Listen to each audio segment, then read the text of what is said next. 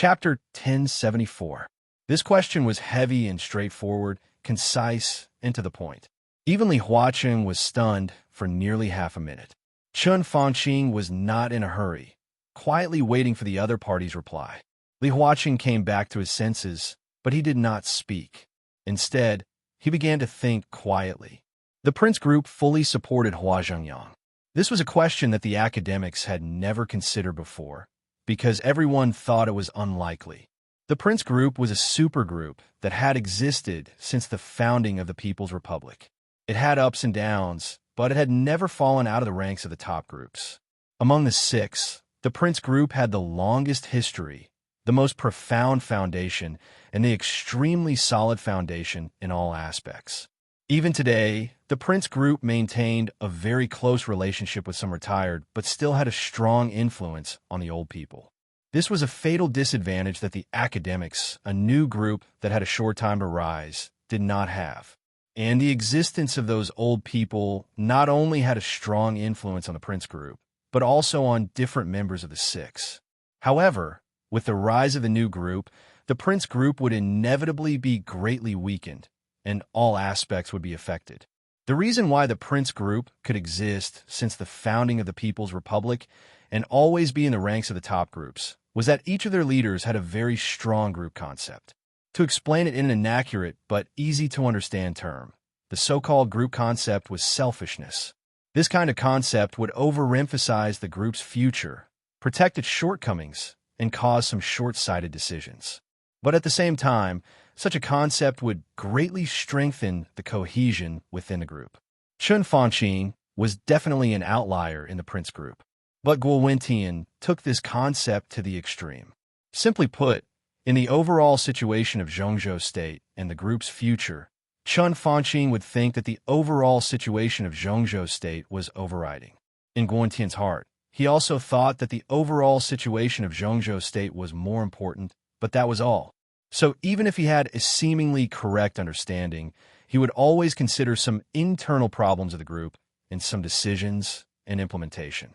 Outsiders had no right to judge whether this concept was right or wrong. Li Huaqing was not qualified either. But Li Huaqing had the vision to see clearly how the Prince Group would choose in this situation. The Prince Group was now really in a precarious situation. According to their past habits at this time, the most important thing they should do was to completely withdraw their wings, throw away all the interests that they were reluctant to give up but had to give up, and plan their future. According to their strategic goals, after this election, their biggest demand was to occupy 2 places on the Council of Zhongzhou State, which would also be the goal they would strive for after giving up Chun Fangqing. At present, Guo Wentian would continue to be re-elected, and the candidate for the other council member still needed their internal coordination and research.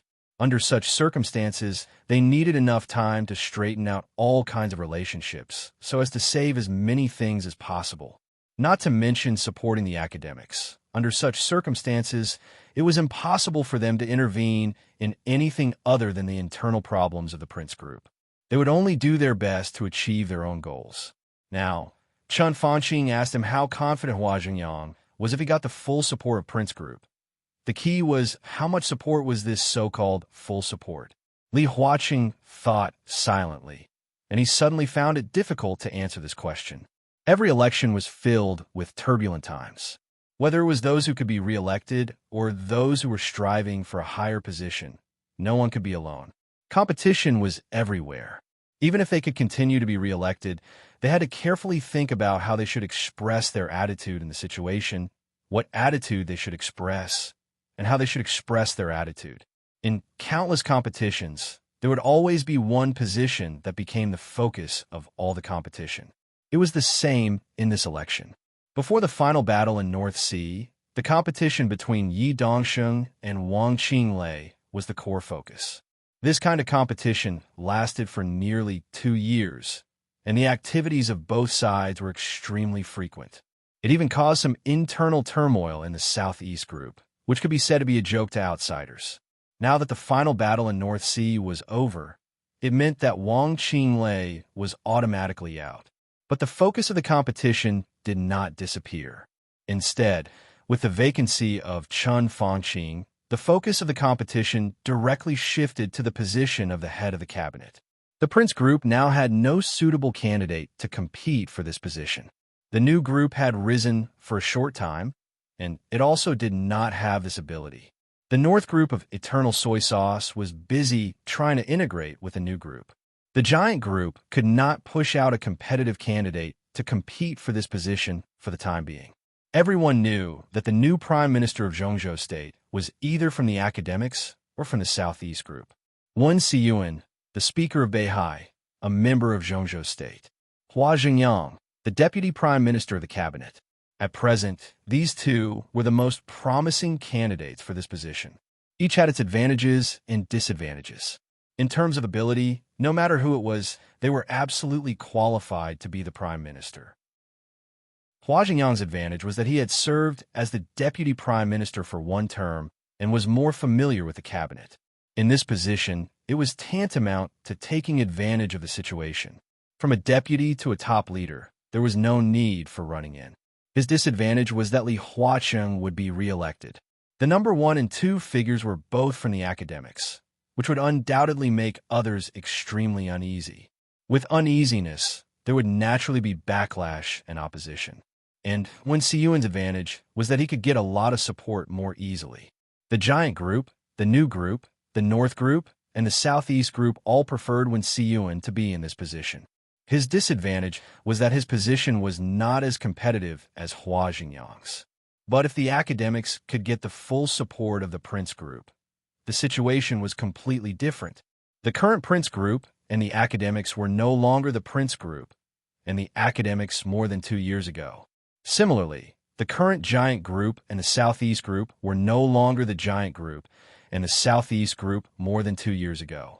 In the past 2 years, the two groups, the Southeast group and the Giant group, had constantly compromised and completed the internal reshuffle and change of blood. The cooperation between Li Huacheng and Chun Fangqing was aggressive and aggressive. They took advantage of the time when the other party changed blood and shuffled the cards.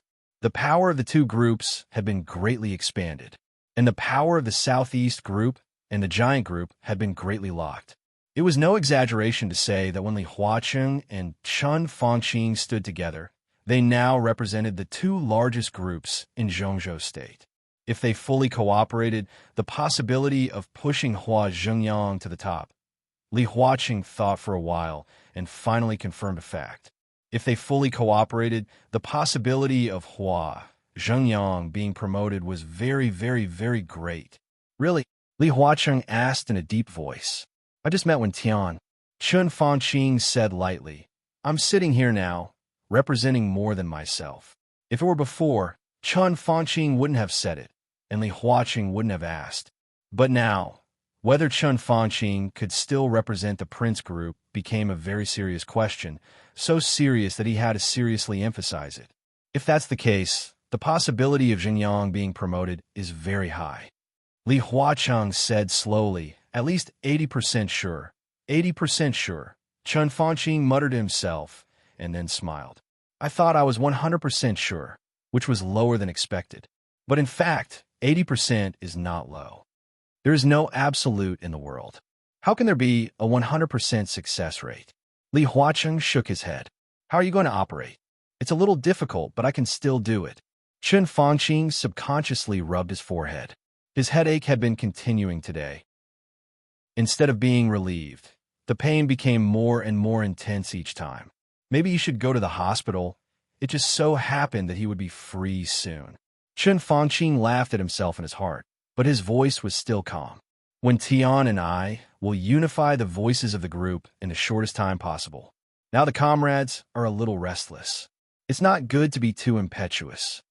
Yes, we are already very passive. We can't be the first to be chaotic. Li Huacheng said with deep thought. Who do you think is more optimistic about in the Prince group? Wen Tian is experienced and steady. I think it's relatively easy to find someone who can cooperate with him in the group. Chun Fangqing suddenly asked with a smile. Li Huacheng was stunned for less than a second before he reacted. There was no doubt that this was the condition put forward by Chun Fangqing or the Prince group. The Prince group would fully support Hua Zhengyang, and in return, the academics must fully support another member of the Prince Group to become a director of Zhongzhou State, even if his ranking was lower. To be honest, the result of the alliance between the Prince Group and the academics was that both Hua Jingyang and the candidate director of the Prince Group would be resisted by the other groups. If they didn't cooperate, the other groups would focus on Hua Jingyang. After getting a satisfactory result, even the new groups wouldn't pursue the Prince Group. Undoubtedly, it was easier for them to achieve their demands. Now, they had the academics as an ally, but they had a few more enemies for no reason. This was not the safest way, but it was the most compromise. So Li Huaqing did not hesitate and immediately laughed. This is your own business. In my opinion, several comrades are relatively qualified. I'm afraid you and Wen Tian have something to discuss. This statement was very clear. Chen Fanqing nodded. Li Huaqing could not criticize the candidates of the Prince Group. His statement that several comrades were qualified was already a very clear attitude. Let's go back and discuss it, Chen Fanqing said. Li Huaqing nodded with a smile, and his eyes were a little twinkling. He suddenly realized that this cooperation with the Prince Group was a last resort for Chen Fanqing, but for the academics, there was suddenly a lot more room for operation. The sudden increase of leeway meant that even if Hua Zhengyang failed, he could guarantee that the academics would not lose anything. All kinds of thoughts flashed in his mind for a moment, and then he heard Chen Fanqing's voice again. At present, it seems that there are still a lot of things to solve in the Southeast Group. Wang Qinglei can't go to Beihai this time, but his status is there. In addition, it is said that Wang Xiaoyao has reached the peak of the invincible realm. They also have a lot of hidden dangers inside.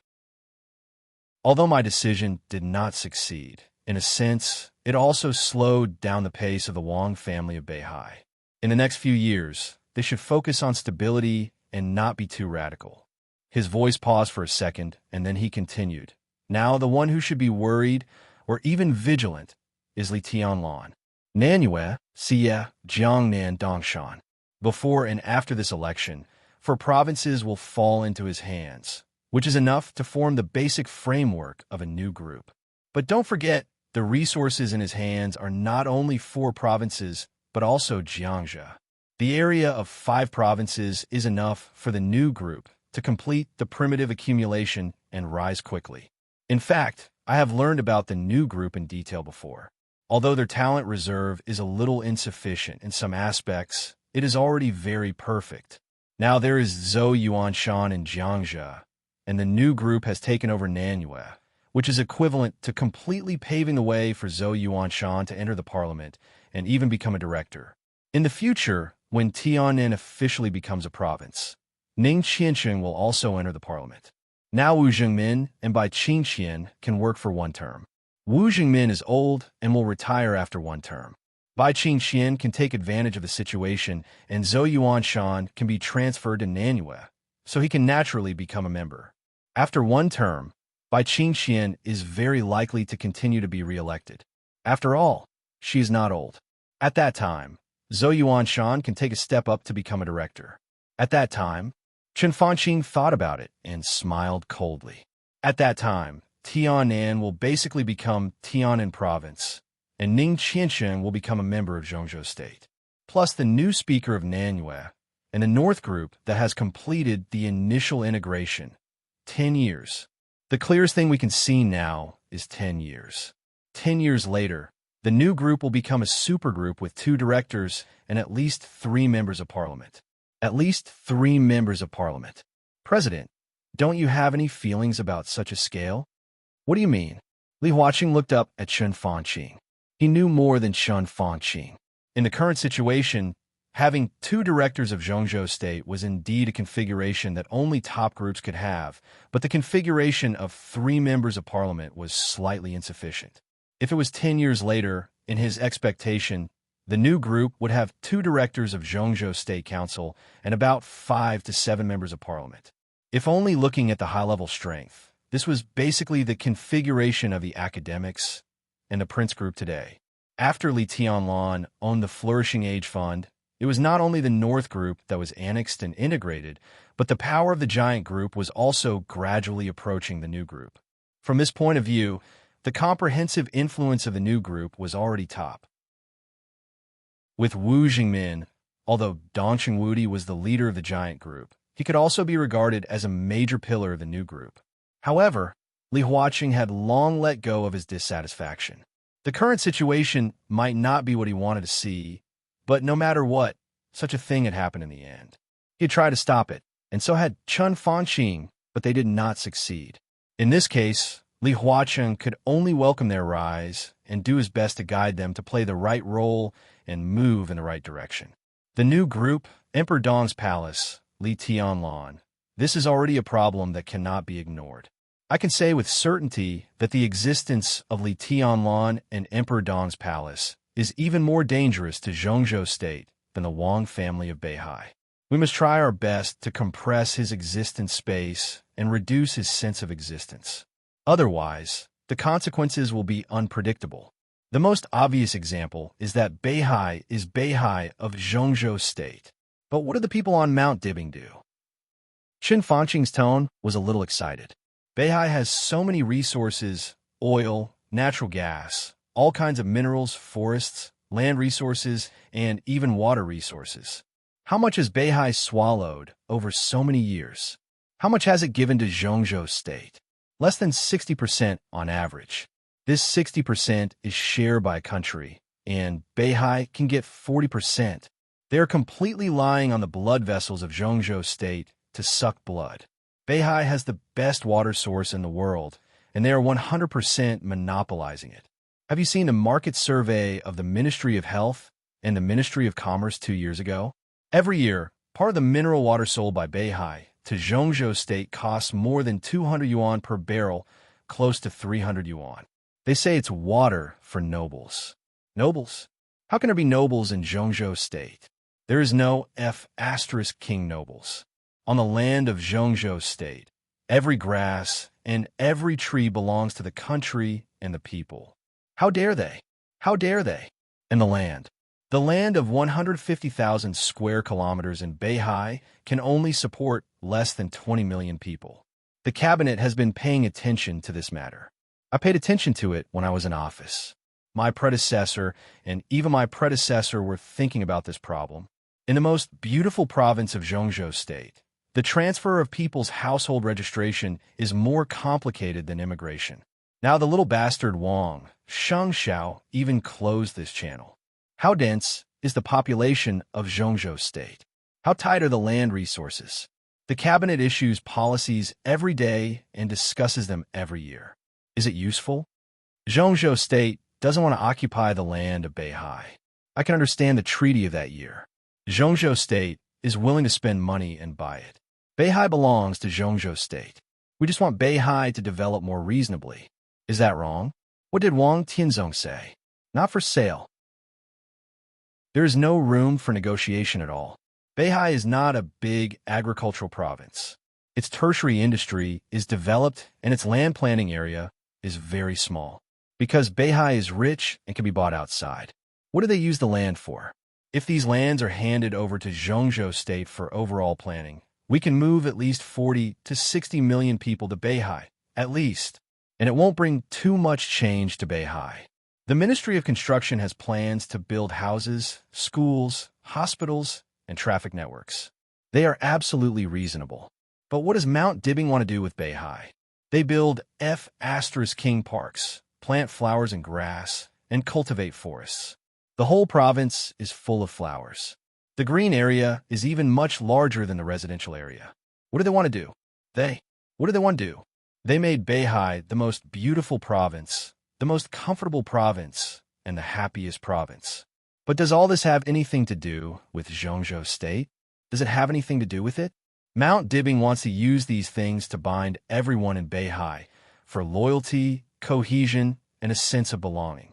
What is the self-introduction of people in Beihai when they walk in Zhongzhou State or any country in the world? Am I from Zhongzhou State? No, there is no such saying. They will say that I am from Beihai.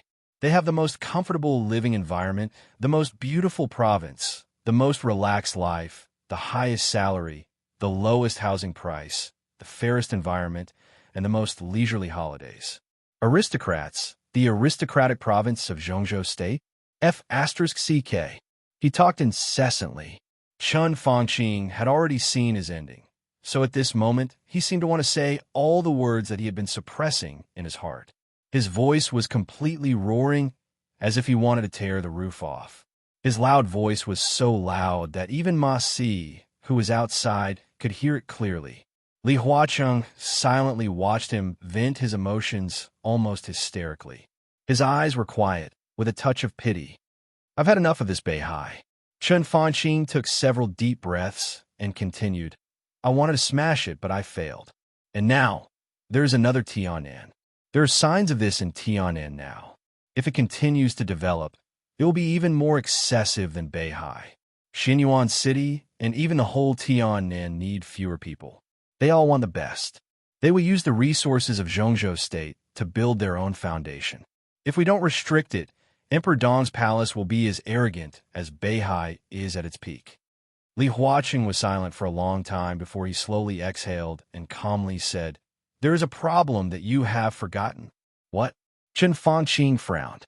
"Beihai belongs to Zhongzhou State." Li Huacheng said, "Tianan will also belong to Zhongzhou State in the future. You have always been very attached to this concept, but have you ever thought that without the Wang family of Beihai and Emperor Dong's palace, Beihai province would still belong to Snow Country and East Island, and Tianan would still belong to Annan? If they didn't bring these to Zhongzhou State, then whether it is Beihai or Tianan, it has nothing to do with us. This is their family property, their bottom line. They entered Zhongzhou State with land that doesn't belong to Zhongzhou State, and they only ask for a certain degree of autonomy, which is reasonable." Chun Fangqing froze. He froze for a full 5 minutes before he gritted his teeth and reluctantly said, "So what? Even if there is no Beihai or Emperor Dong's palace, I believe there will be other forces." "That's right," Li Huacheng said blandly. "Then it will be another Beihai and Emperor Dong's palace. In essence, there will be no difference. Anyone who can reach their level will make these demands, no less, only more excessive. This is the foundation that they have worked hard for. Why should they give it to Zhongzhou State unconditionally? They are willing to return to Zhongzhou State because they are from Zhongzhou State. Even if they are saints, they don't give it for free. Put yourself in their shoes. If you stand in Li Tianlan and Wang Tianzong's point of view, will you be willing to see all this? But they have gone too far." Chun Fangqing gritted his teeth and said, "Yes." Li Huacheng nodded and said, "They did have something wrong, so we cooperated before. If we can completely take back Beihai according to your idea, of course I will support it. This has nothing to do with right or wrong. It's just a standpoint. But now the situation is very obvious. We don't have that kind of ability, so we can only accept the reality. In general, whether it is for Beihai or Emperor Dong's palace, I welcome it. Including their blatant theft of the country? Blatant theft of the country's resources?" Chun Fangqing sneered. "They don't steal the country." Li Huacheng shook his head and said, "Maybe you haven't noticed, whether it is Beihai or Emperor Dong's palace, they are very clear-headed. What they do is at most use the resources of a country to run a place. To be exact, they use a part of the limited resources of a country to run a place. For example, Beihai and Tianan. But what about Jiang Shangyu, who cooperated with you?" The fierceness in Li Huacheng's eyes flashed away. He intends to use a part of his limited resources to run a country. What virtue does he have? Does he deserve it? What he did is the real theft of the country, and you actually cooperated with such a person. This is what disappoints me the most." Chun Fangqing's body suddenly stiffened, and he suddenly found that he couldn't say a word. Li Huacheng took a deep look at him, exhaled, and looked up at the time. At the same time he looked up, the door of the office was knocked. The door was slowly pushed open, and Ma Si, Li Huacheng's secretary, came in. He looked at the two giants sitting in the office and said softly, "President, His Majesty Li Tianlan is here." Chapter 1075. Ma Si stood straight at the door. When he reported to Li Huacheng, he never looked at Chun Fangqing out of the corner of his eyes. The smoke lingered in the office. Li Huacheng nodded. He stood up at the same time and looked at Chun Fanqing. Chun Fanqing also stood up. Li Huaqing thought he was going to leave, but Chun Fanqing said flatly, "Since we are here, we have to see each other." Li Huaqing smiled and said nothing. He got up and walked out of the office. Chun Fanqing followed him expressionlessly, a little behind Li Huaqing by half a body. The hidden dragon sea outside the office was silvery white, and the air was bitterly cold. Standing in front of the office door and looking out, on an arch bridge 100 meters away, Li Tianlan was taking off his gorgeous windbreaker that terrified the whole dark world and putting it on Qin Weibai. The black windbreaker fluttered lazily. Qin Weibai naturally took his arm. Li Huaqing and Chun Fanqing watched in silence, with complicated feelings. 5 years. In less than 6 years, the young couple in sight, or the young couple, completed the identity exchange without anyone realizing. More than 5 years ago, Li Tianlan was 19 and Qin Weibai was 24. At that time, Li Tianlan was a greenhorn, but he was not unknown. With the last remaining light of the Li family, he tried his best to show his edge, but not many people really paid attention to him. That year, Qin Weibai had already taken control of the Samsara Palace. She was the only will of the Samsara Palace when the will of the master of Samsara Palace was silent. She was quiet, low-key, and busy most of the time. The development of Zhongzhou State, the European continent, America, and the Samsara Palace reflected her will everywhere. It might not be clear, but it always existed. She rarely appeared in any so-called high-end circle, but no one in the real high-end circle would ignore her. She was the goddess in countless people's hearts and the first beauty in Zhongzhou State. There were countless people who admired her, but few dared to stand in front of her and look directly into her eyes. Wang Xiaoyao of the Wang family of Beihai, Jiang Qinyan of the Jiang family of South America, 2 princes in the European Union, young business tycoons, those so-called big shots who seemed to have everything, with their family background, strength, and elegance, had never received any response from her. She lingered in everyone's most beautiful and dreamy dreams, quiet, beautiful, picturesque, and beautiful. No one knew what was going on with Li Tianlan or what kind of luck he had. The heir of the Li family? The young heavenly son? These seemingly worthless things at that time did not bring Li Tianlan any honor, but they secretly caused a lot of trouble. At that time, the 19-year-old Li Tianlan was even funny in the eyes of many real bigwigs. At that time, Li Tianlan of the mountain, the Li of the Ming of palace of the world, the perfect goddess appeared beside him, and scrupulously blossoming with astonishing brilliance. In just a few short years, she filled the entire dark world. In the final battle of Heaven Capital, the purgatory of Heaven Capital rose. Then came the chaos of Snow Country. Zhongzhou State, Snow Country, 5 European countries, Dark Knights, Rothschild, Holy Land, Men in Black, Fantasy World, Jiang family of South America, Shadow, Throne.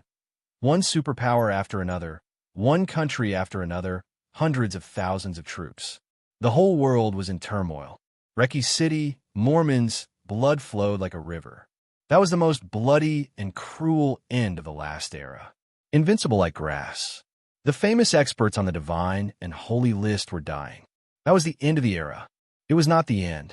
Instead, it completely shattered the whole structure of the whole era in a way that no one could imagine. The light of the eternal soared above Mormons. With the lingering sound of that era, shattered all the shadows and directly opened the door to a new era. Just like now, the era and sky that belonged to Li Tianlan.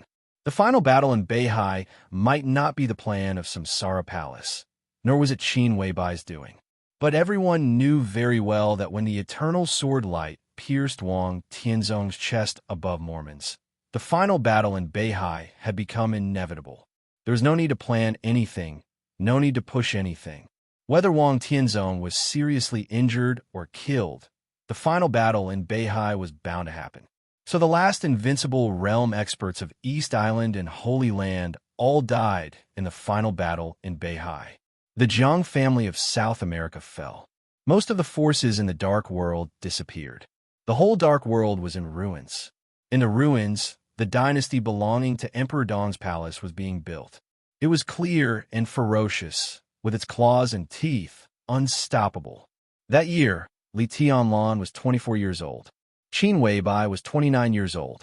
In more than 5 years, Li Tianlan had matured, become powerful, and invincible in a flash. Qin Weibai didn't change at all. Time didn't leave any trace on her, but it took away the sharpness that she had never exposed in front of others. Today, she lived in the headquarters of the Lin clan and stood aloof from the world. Beside Li Tianlan, she was gentle and charming. In a trance, it seemed that she no longer had the shadow that stirred up the whole dark world. She was gradually being ignored, and she was willing to do so. But Li Tianlan stood on the top of the world, invincible. The identity and status between the two seemed to have changed a long time ago.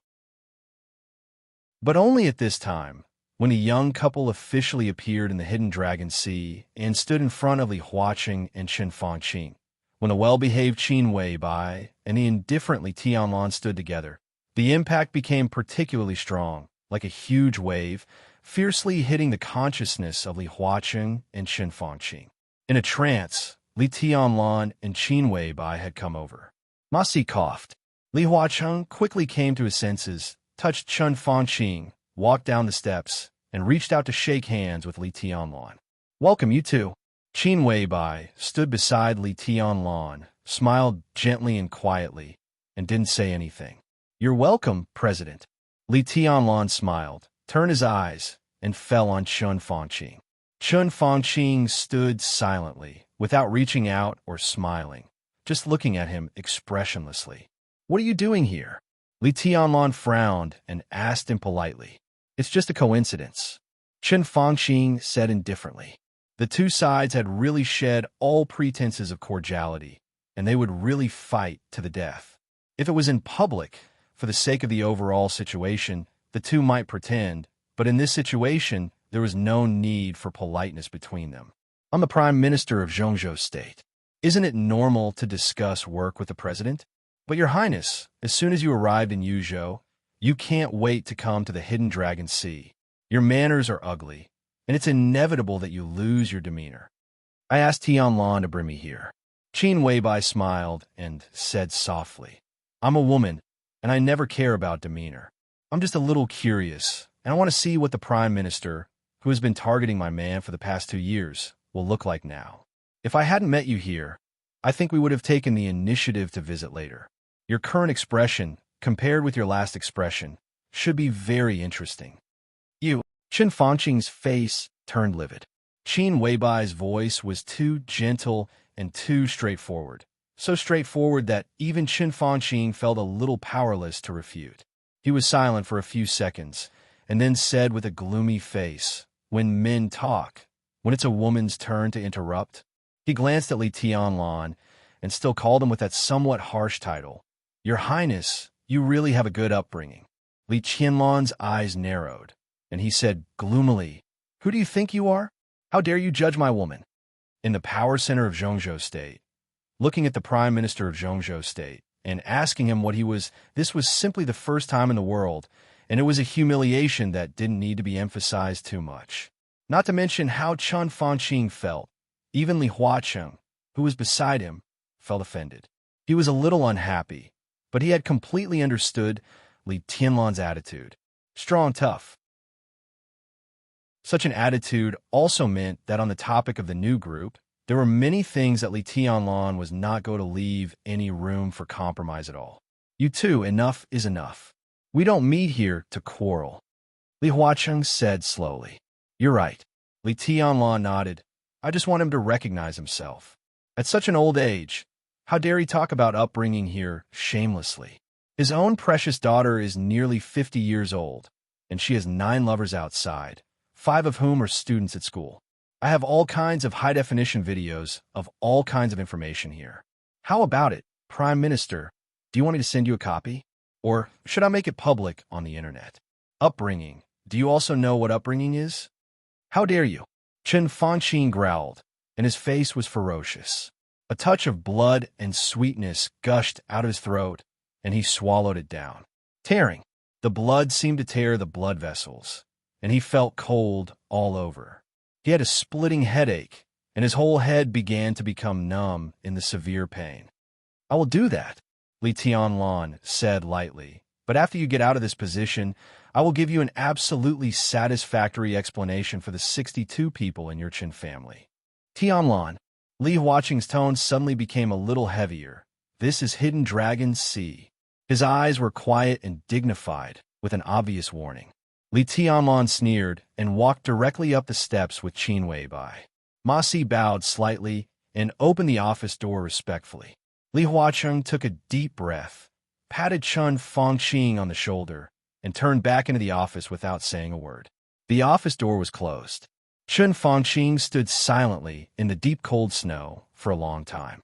The smoke in the office had not dissipated. Li Huaqing turned on the ventilation system, made a new pot of tea, and said with a smile, "It's understandable that the Prime Minister is in a bad mood. Tianlan, there are many times and things that I can't stop you even if I want to. I think the Prime Minister has enough psychological preparation for some results. I'm not going to comment on this. I just want to say, pay attention to the way." Li Tianlan looked down at the gradually boiling tea in front of him and said in a flat voice, "The way I choose is the most appropriate, and it is what he deserves." Li Huaqing quickly frowned. "What are you going to do?" Li Tianlan raised his eyebrows slightly and looked a little surprised. "Didn't I just say?" When we were outside, Li Huaqing's movement suddenly stiffened, and even his expression became a little stiff. "What Li Tianlan just said. Put the video of Chun Li Juan on the internet. Let all the members of the Qin family die." Li Huaqing pondered and did not speak for a long time. Winner takes all, no matter where it is. This is the truth.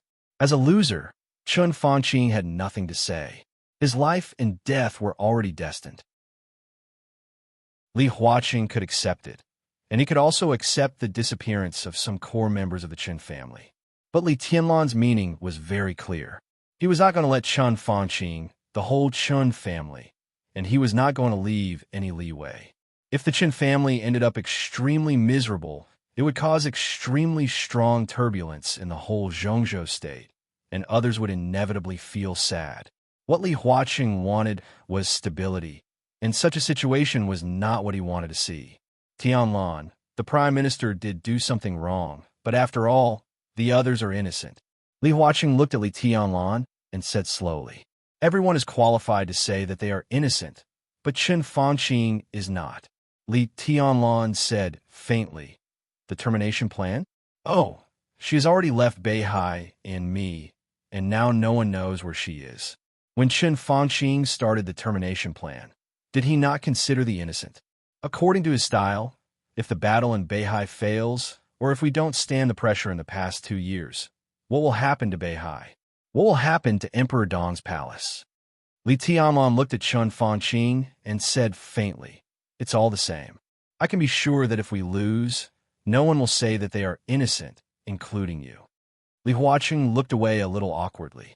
It was undeniable that even in Li Huaqing's heart, he also hoped that Chun Fangqing could completely break up the Wang family of Beihai and then completely suppress Emperor Dong's palace.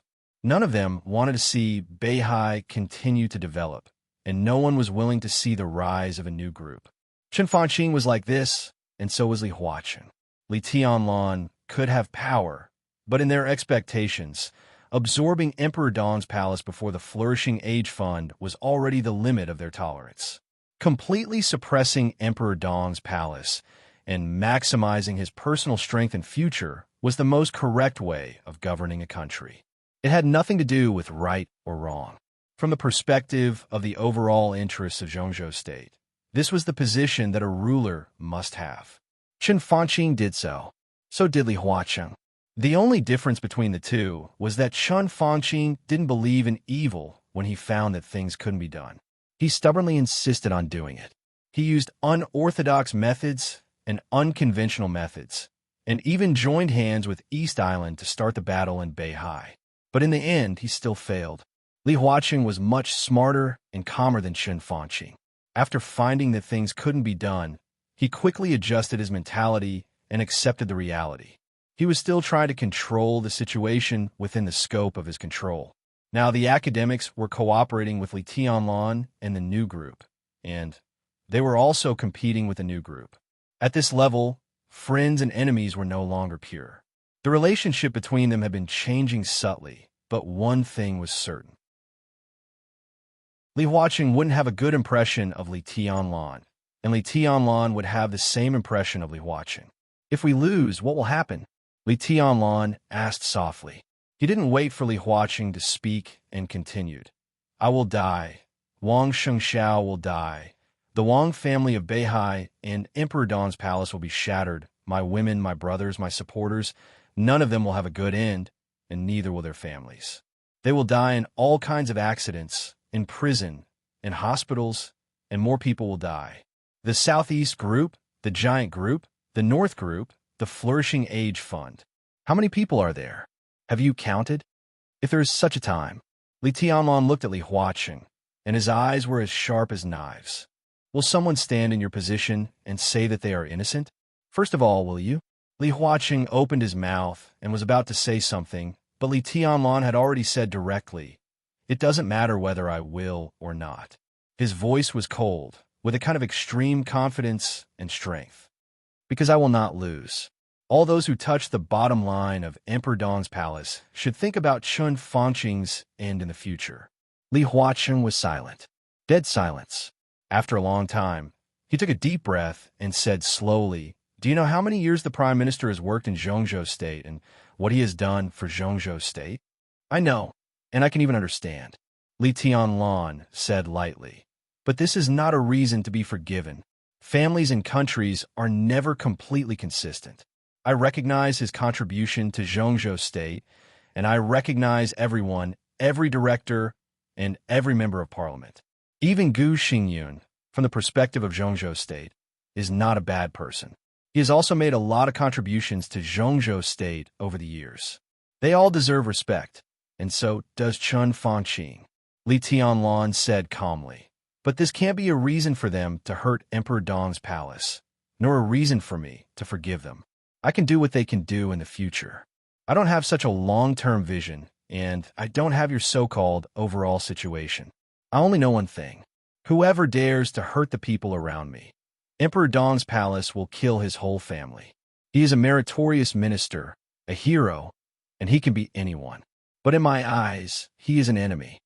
Li Huaqing sighed, feeling a little helpless. It was not until this time that he understood why Li Tianlan came directly to Hidden Dragon Sea after arriving in Yuzhou. To discuss some problems of the new group, maybe there was a reason for this. But the most important thing was that Li Tianlan came here to give him a notice.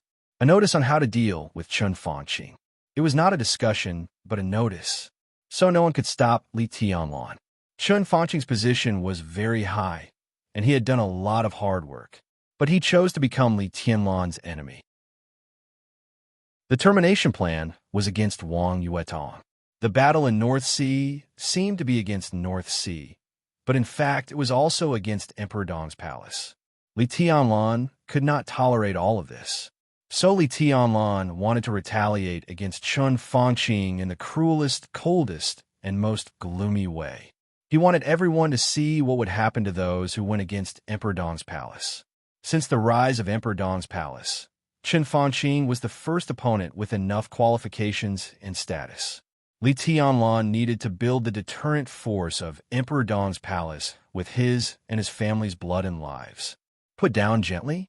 It seemed reasonable, but it was not in line with the future of Emperor Dong's palace. What Li Tianlan wanted to do in Yuzhou this time was to be unreasonable.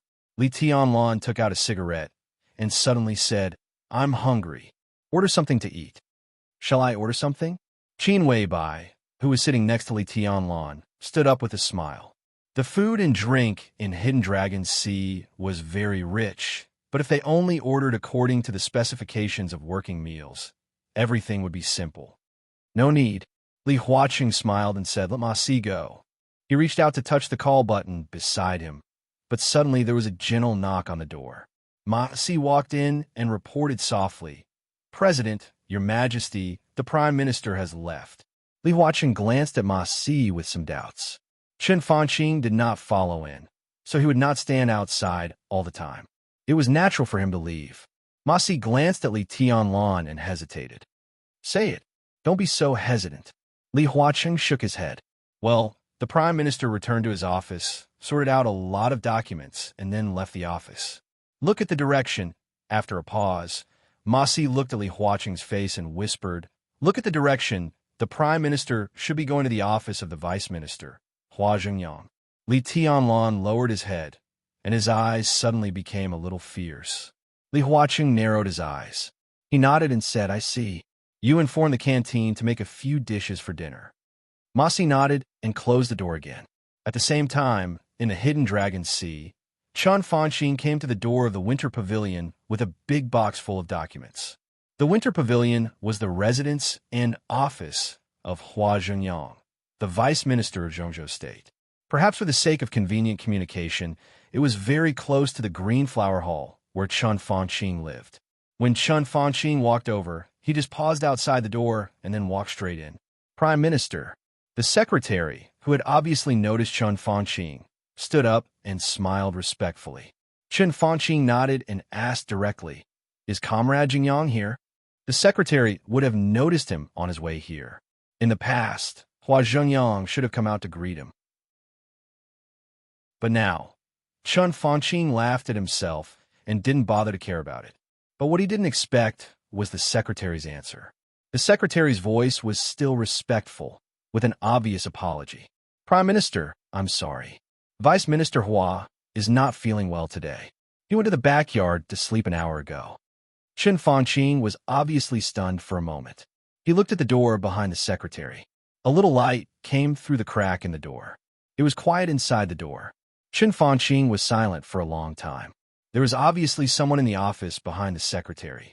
This was the office of the Vice Minister of Zhongzhou State. If he was not inside, who could go in? Who dared to go in? And the secretary was sitting here at this time. If Hua Zhengyang was already resting, why was he sitting here?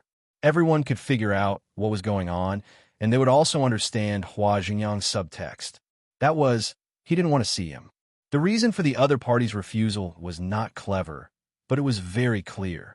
Chen Fanqing spoke slowly and emphasized again, it's a very important matter. I'm sorry, Prime Minister. Vice Minister Hua is really not feeling well today. How about another day? The apology on the secretary's face became more obvious. Chen Fanqing glanced at the closed door again, nodded, and said, Got it. Then he turned and left the Winter Pavilion without looking back. The secretary saw him out and watched his figure go away in the night and snow. He took out his mobile phone and made a call, seemingly to call the driver. The secretary let out a sigh of relief, turned back, and gently pushed the office door open. Vice Minister, the Prime Minister has left, the secretary said softly. Hua Zhengyang stood in the office and was practicing calligraphy. When he heard the words, he paused for a moment. A drop of ink fell from the tip of the brush onto the snow-white rice paper, leaving a dark stain. I see. The brush fell, Hua Zhengyang said calmly. Chen Fanqing walked back to Qinghua Hall again. The black Hongqi car was parked in front of the door. The driver stood in front of the door, watched Chen Fanqing come over with a box, and gently opened the door for him. Chen Fanqing sat in the car, patted the box, and closed his eyes. Prime Minister, where to? The driver asked as he started the car. After a moment of silence, Chen Fanqing said lightly, to Building 11 of Dragon Lake Park. Building 11 of Dragon Lake Park. The driver was obviously stunned for a moment. He seemed to be a little suspicious and repeated again, Building 11? Chen Fanqing closed his eyes and said softly, Yes. Chapter 1076. The black-red flag slowly drove out of the hidden Dragon Sea in the night. Yuzhou City was brightly lit. The gorgeous light shone in the closed car, which was a little hazy and psychedelic.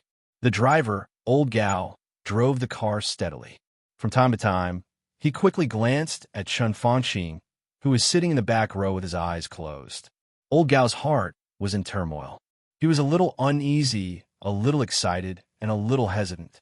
No matter what, the chauffeur of the leader could see the situation better than most people. Who the leader was talking to, how the mood was after the conversation, and even what they were talking about. From these, it was easy for the chauffeur to infer some things and roughly understand the invisible but distinct barriers between the major groups. Chen Fanqing was in a very difficult situation these days. Old Gao saw all of this. It was not easy to be a leader, and all aspects would also affect the people around him. Old Gao also suffered a lot during this time. Because of this, he felt a little incredible about the destination of Chen Fanqing's trip. Building number 11 in Dragon Lake Park. In Old Gao's mind, Chen Fanqing might go anywhere now, but he would not go to building number 11 in any case, and he should not go there. Dragon Lake Park was not too far from the Hidden Dragon Sea, and it was not open to the public. In the huge park, dozens of villas were sporadically dotted among the green mountains and rivers. They were the residences specially built by Zhongzhou State for the sitting MPs, retired MPs, state advisors, and other leaders of Zhongzhou State. Building number 11 was Villa number 11. The owner of this place was not close to Chen Fanqing at all.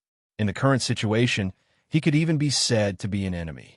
This was the residence of Wu Zhengmin, a member of Zhongzhou State and the deputy prime minister of the cabinet. It was said that he was the firmest supporter of the young emperor of Tiannan. Many policies implemented in recent years were obviously taking care of Tiannan. Most of the support in funds and resources was handled by him. It was said that the young emperor of Tiannan had already established a new group. After the election, Wu Zhengmin, who should have retired due to his age, would continue to wield even more power. He might even become a director. If that was the case, he would become the supreme leader and flag bearer of the new group. In any case, the leader sitting in the back row would not be a friend of Wu Zhengmin. What is the prime minister doing here so late? Old Gao thought silently. The red flag passed through the brilliant lights and gradually approached the heavily guarded Dragon Lake Park. After passing the checkpoint and showing their identification, the car went up the winding and smooth road. In the back of the car, Chen Fanqing opened his eyes and wound down the window. The chilly night wind poured in the car, blowing up Chen Fanqing's grizzled hair. The persistent headache began to subside, and his consciousness also became clearer. Wu Zhengmin, he silently thought about this person, and the memories in his mind were more than most of the others. Scenes after scenes flashed through his mind. Chen Fanqing grabbed the box beside him and took a deep breath. The headache became more and more intense. However, he had completely calmed down. The car stopped in front of Villa 11. The villa was lit up. Wu Zhengmin, who was older than Chen Fanqing but looked more energetic, was already standing at the door, welcoming them with a smile. The most praiseworthy thing about Wu Zhengmin was that he abided by the rules, but it was also the most troublesome thing about him. The Li family had been desolate for more than 20 years, and he had defended Jiangxia alone until Li Tianlan appeared. Jiangxia could be regarded as the base camp of the Li family. Such persistence had an absolute relationship with his absolutely stable style of doing things and excellent personal integrity. For so many years, Wu Zhengmin was either radical or conservative, strong or conciliatory. Every time, he was reasonable and well-founded. He and Li Tianlan were of different ages and styles of doing things. Li Tianlan could point to Chen Fanqing and ask him what he was, which was young and aggressive. However, no matter what kind of opponent Wu Zhengmin faced, he would correct his attitude and be calm. The car stopped beside the street lamp in front of the door. Wu Zhengmin, who was ready to rest, had changed his clothes. He took the initiative to take 2 steps and shook hands with Chen Fanqing, who got out of the car. There was no contempt or sarcasm in his smile, and he said in a gentle voice, "Hello, Prime Minister."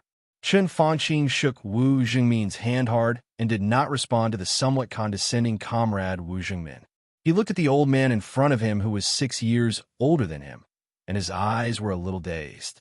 Perhaps there was no hope of looking forward, so at this moment, his mind was flashing with all kinds of past. "Speaker Wu, you are old," Chen Fanqing said softly, and then smiled. "I'm also old." Wu Zhengmin was stunned. Mayor Wu, this title with the power of time, seemed to pull him back to decades ago.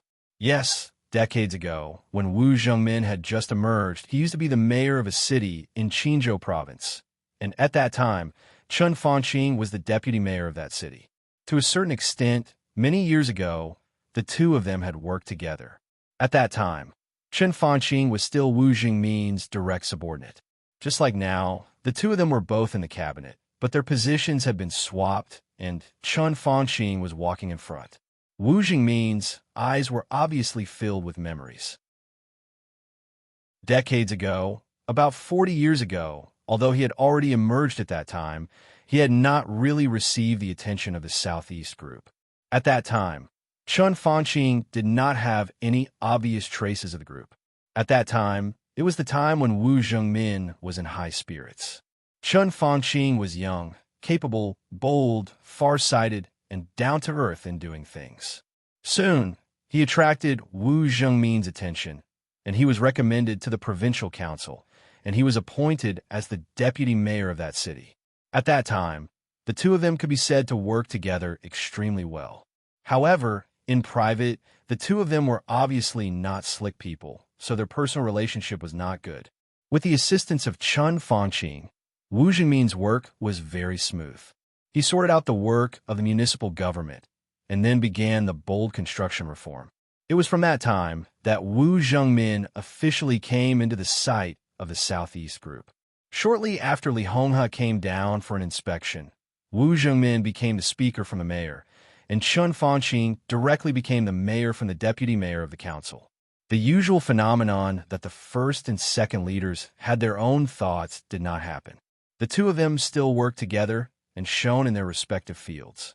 At that time, Qinzhou province was different from what it was now. Today, Qinzhou was already the backyard of the giant group, but at that time, Qinzhou was in the intertwined situation of the giant group, the Southeast group, and the Prince group.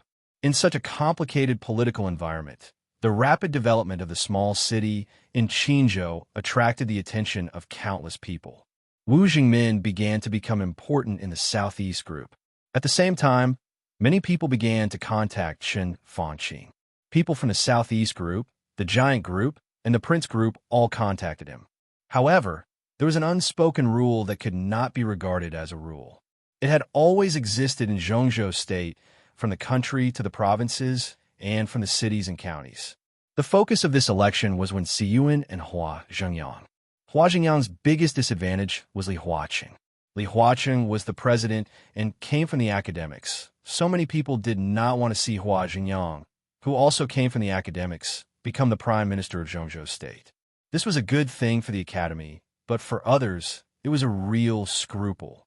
The first and second leaders were completely in the same position and were highly consistent.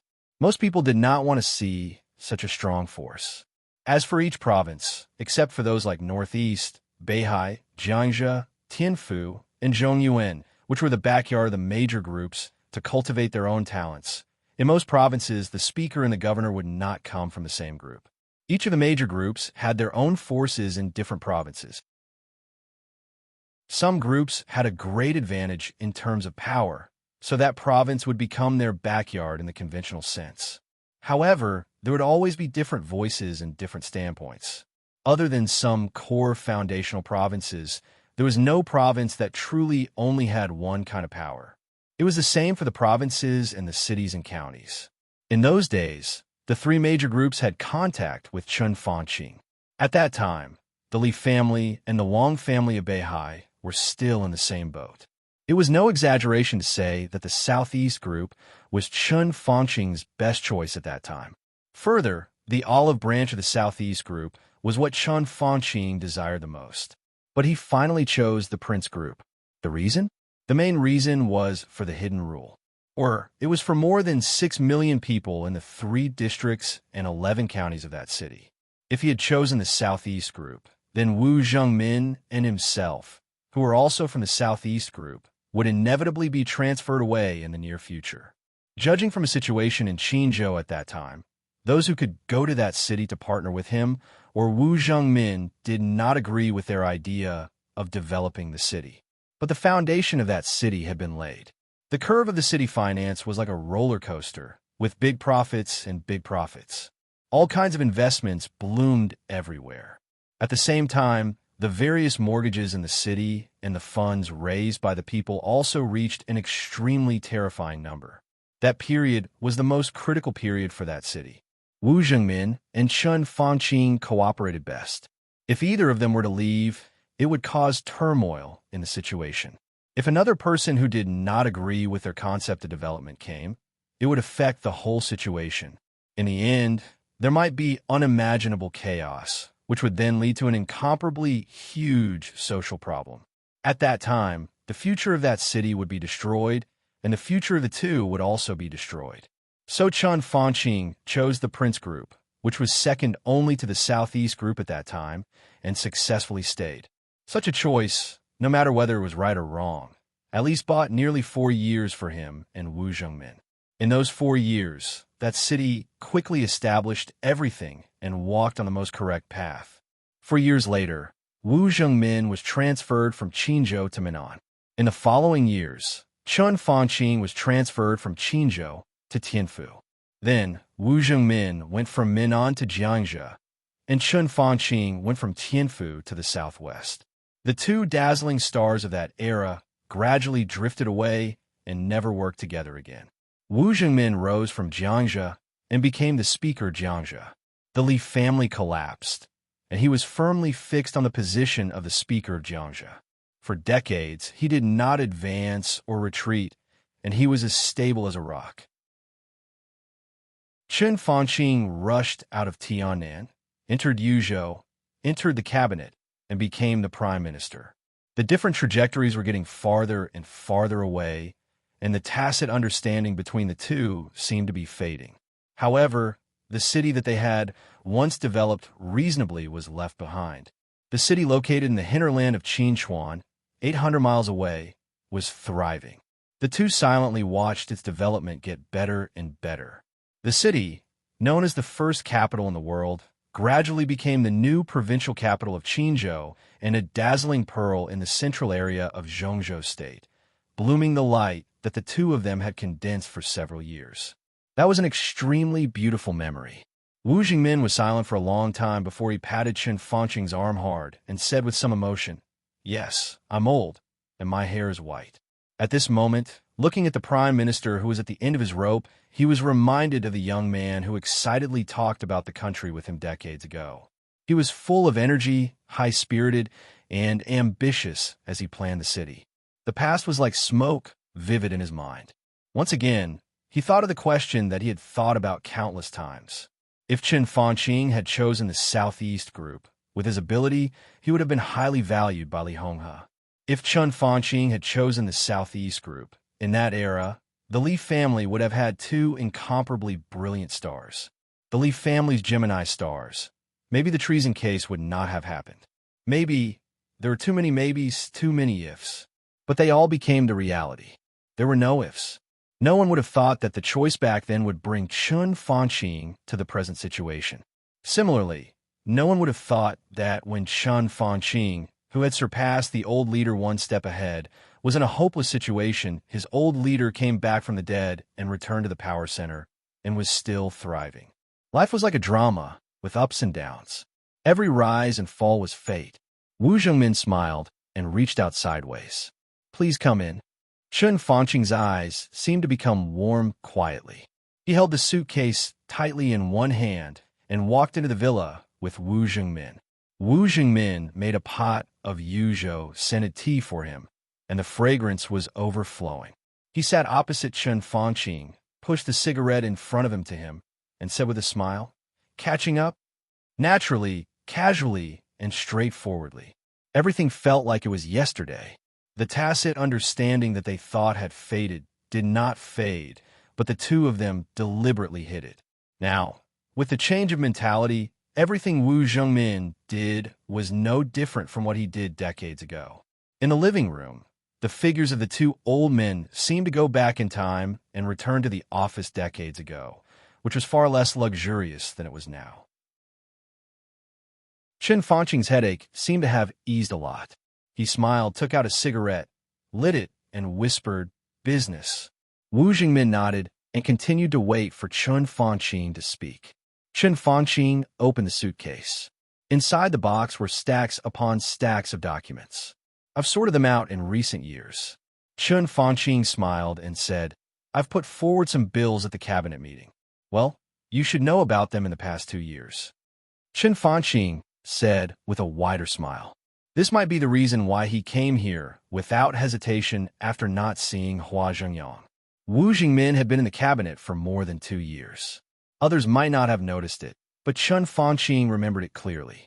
Because of their different positions, the contradiction between the two would become very sharp. However, Wu Jingmin had never opposed the proposals that Chen Fanqing put forward at the cabinet meeting. Instead, he would try his best to support them. The development of the two was really consistent to some extent. I still remember. Wu Jingmin nodded and said, In fact, even if the bill was rejected, I don't think you're wrong. It's just that the time is not right. It takes time. Yes.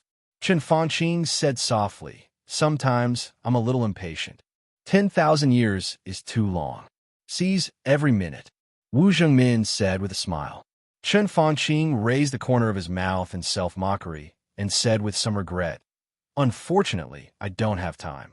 So I brought all these here today, and I can only ask you to help me. Wu Zhengmin did not speak.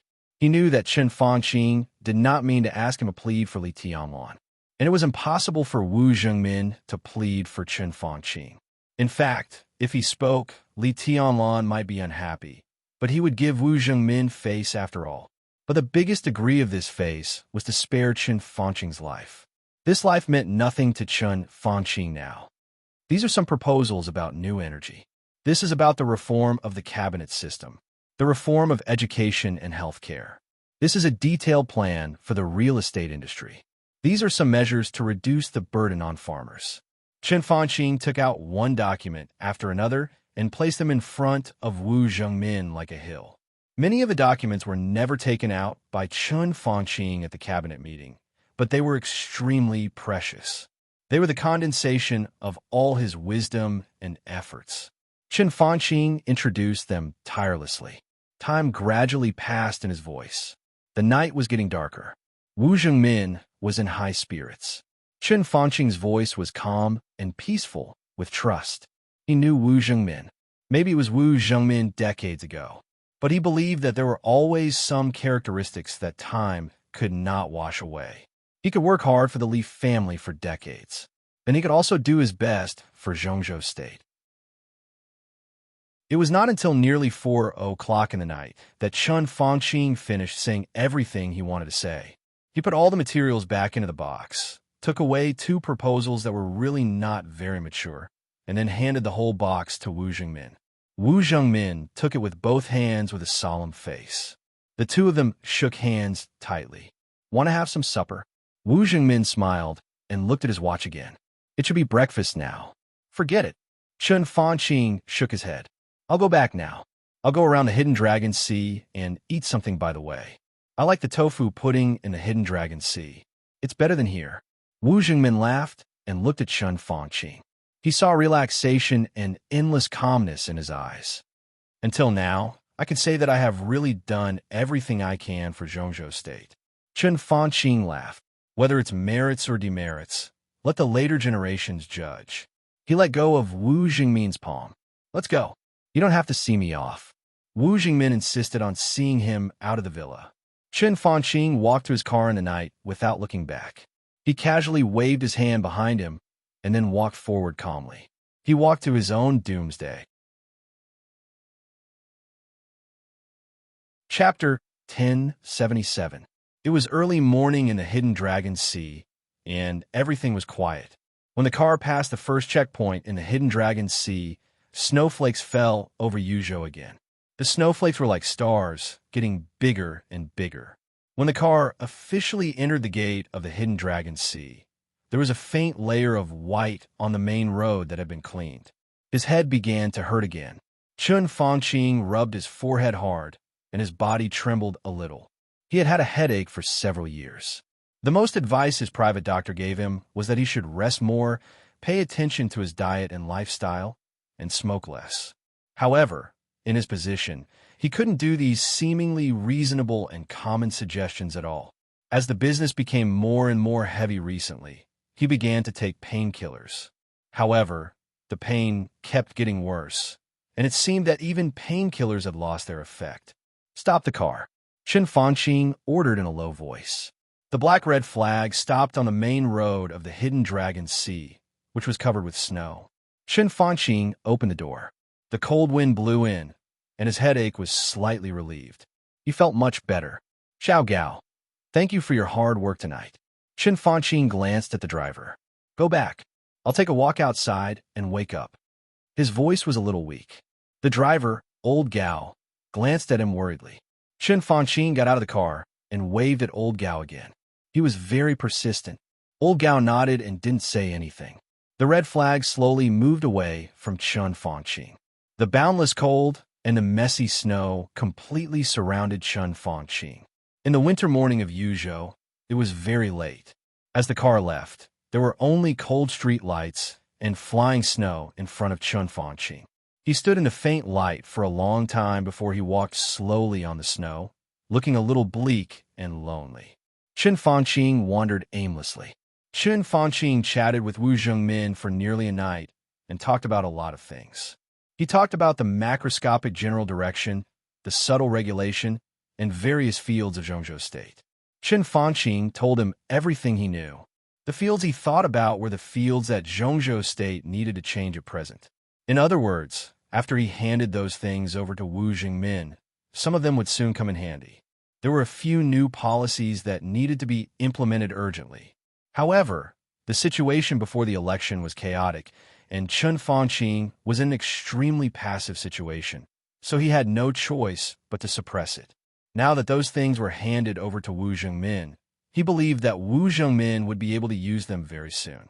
His position was basically set in stone, and there was not much competitive pressure. Naturally, no one would deliberately become enemies with him. There was no need to wait for the election. At the next cabinet meeting, he would have a high chance of passing if he proposed it. By the time those policies were truly effective, Chen Fanqing would have long been deliberately forgotten. Those things would naturally become Wu Zhengmin's resources and achievements, and then reputation. He originally planned to give this reputation to Hua Zhengyang to help him, but now, Chen Fanqing shook his head. His heart seemed to have truly relaxed. The cold wind whistled around him, and the speed at which his headache subsided was increasing. All the burdens had been completely removed overnight. He began to face his own fate with an incomparably calm attitude, facing his own life and death. Really, there was nothing else that he needed to do. He told himself this with certainty. In the last years of his political life, this chapter is not over. Please turn the page. He mobilized countless resources and paid most of the chips to do one more thing for Zhongzhou State, but he reaped an extremely tragic failure. He was unwilling, confused, disappointed, angry, and even afraid. But everything was a foregone conclusion. He handed over the future plan of Zhongzhou State, which was his last political wealth. The coordination between the academics and the prince group in the future would mainly be done by Guo Wentian. The only thing he needed to do was to find a suitable opportunity to express his attitude in the next few days. It was an attitude that was better than silence, but it wasn't that much better. It was dispensable. Next, it was time for him to retire early. Retirement, then waiting for the butcher's knife of Emperor Dong's palace, and then death. Chen Fanqing walked silently in the Hidden Dragon Sea at night, bathed in the wind and snow. This place was called Hidden Dragon Sea. However, the so-called Hidden Dragon Sea and Dragon Sea were just a lake. The lake water had been frozen in the winter of Yuzhou province and was covered with snow, which looked as soft as a piece of snow-white silk. Most of the trees around the lake had withered, and the dry branches were swaying in the wind and snow. The still lush pines and cypresses were covered with snow, which looked a little unreal. Chen Fanqing walked almost all over the Hidden Dragon Sea along the shore of the lake. The conference room, the big conference room, the golden autumn garden, the cold winter pavilion, the purple light platform. For 10 years, to be exact 15 years, every inch of land here had his memories. Chen Fanqing walked very slowly, as if he was carefully measuring the power center of Zhongzhou State. His footsteps crunched in the thicker and thicker snow. His eyes were calm, with a touch of faint but extremely dignified affection. The footprints on the shore of the lake were connected. The sky of Yuzhou was still dark. The cold lights were shining, and the world was silent. Chun Fangqing's figure walked into the small restaurant that was open 24 hours a day in the Hidden Dragon Sea. His face was a little pale because of walking outside for a long time. Sitting in the chair, he trembled slightly. It took him 3 or 4 minutes to dispel the chill on his body. "Good morning, Prime Minister." The young staff trotted over with real respect and said with a smile, "What would you like to eat?" "Still the same?" Chun Fangqing replied with a and said with a smile, "One more. The Prime Minister is hungry. Please wait a moment." The staff nodded with a smile and walked into the backstage. In the face of the Prime Minister of Zhongzhou State, he was obviously not very formal. In fact, outside of work, his character had always been extremely gentle. Among all the directors of Zhongzhou State, those who came to the restaurant in the middle of the night or came to the restaurant to order food were basically Chun Fangqing or the people in Chun Fangqing's office. Gradually, the night staff in the restaurant might be a small group of people who were most familiar with him, except for the secretary. The tofu pudding and youtiao were soon served. Facing the breakfast that he had not been tired of for many years, Chun Fangqing didn't know why he suddenly felt that this meal was particularly delicious. His headache seemed to be completely relieved when he ate. It might also be the painkillers played a role. Chun Fangqing had a good appetite. After drinking 2 bowls of tofu pudding and eating 3 youtiao, he stood up contentedly and wrapped the remaining youtiao in a paper bag. He planned to eat it casually after getting up at noon. After saying goodbye to the staff, Chun Fangqing slowly walked out of the restaurant with the youtiao in the paper bag. The increasing snowstorm quickly drowned Chun Fangqing's figure. In the incomparably wide field of view of the Hidden Dragon Sea, the lights were cold, the wind and snow were all over the sky. This chapter is not over. Please turn the page. Stumbling. After seeing them off, Li Huaqing, who had not slept all night, stood in front of his window and quietly looked at the extremely blurred figure in the wind and snow. There was no light in the warm room. His body was motionless, like a statue, standing in front of the window. The room was quiet, until Li Huaqing took the initiative to break the silence. "The last time I saw a similar figure was more than 20 years ago, also in this place, also in a snowstorm, also in the early morning," Li Huaqing suddenly said. More than 20 years ago, beside Li Huaqing stood a man who looked less than 40 years old, between a young man and a middle-aged man. His appearance was blurred in the darkness, but his posture was extremely straight. He was also looking at the figure, then quickly glanced at Li Huaqing and said with a smile, "Dad, more than 20 years ago, you were still in Liaodong, weren't you?" Li Huaqing also smiled and looked at his son. His son was called Li Xiuqi. He did not engage in politics, but was a major general in the Zhongzhou Navy. It was rare for him to have a holiday. Soon after Li Tianlan left, he returned to the Hidden Dragon Sea. The father and son talked all night and happened to see Chun Fangqing at this time. "Maybe it's a coincidence," Li Huaqing whispered. "More than 20 years ago, I was the deputy governor of Liaodong. At that time, I had a meeting in Yuzhou. Prime Minister Chun was very interested in some of my views and asked me to stay in the Hidden Dragon Sea to talk all night. About this time, I saw the picture of Senior Li leaving the Hidden Dragon Sea in Qinghua Hall. I still remember that at that time, Chun bowed deeply to Senior Li's back, and then he told me that an era was over." Li Xiuqi was in a daze. He knew who the Chun Xiang his father was talking about was.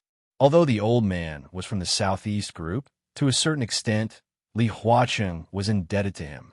Before Qin Xiang died, Li Huaqing would basically visit him on New Year's Eve, even after he became the president. And Senior Li. He was probably Li Honghe, the war god of Zhongzhou State more than 20 years ago. In the past 15 years, from the vice president to the president, I've seen a lot of people leave and seen a lot of people's backs. Some were lonely, some were reluctant, some were regretful, some were guilty, some were relaxed, Li Huaqing shook his head. But the thing that left the deepest impression on me was still old Li's back that year. The unprecedented failure that caught him off guard. The end of the road, the end of the road. He had some regrets, but he still had the freedom to let go of everything.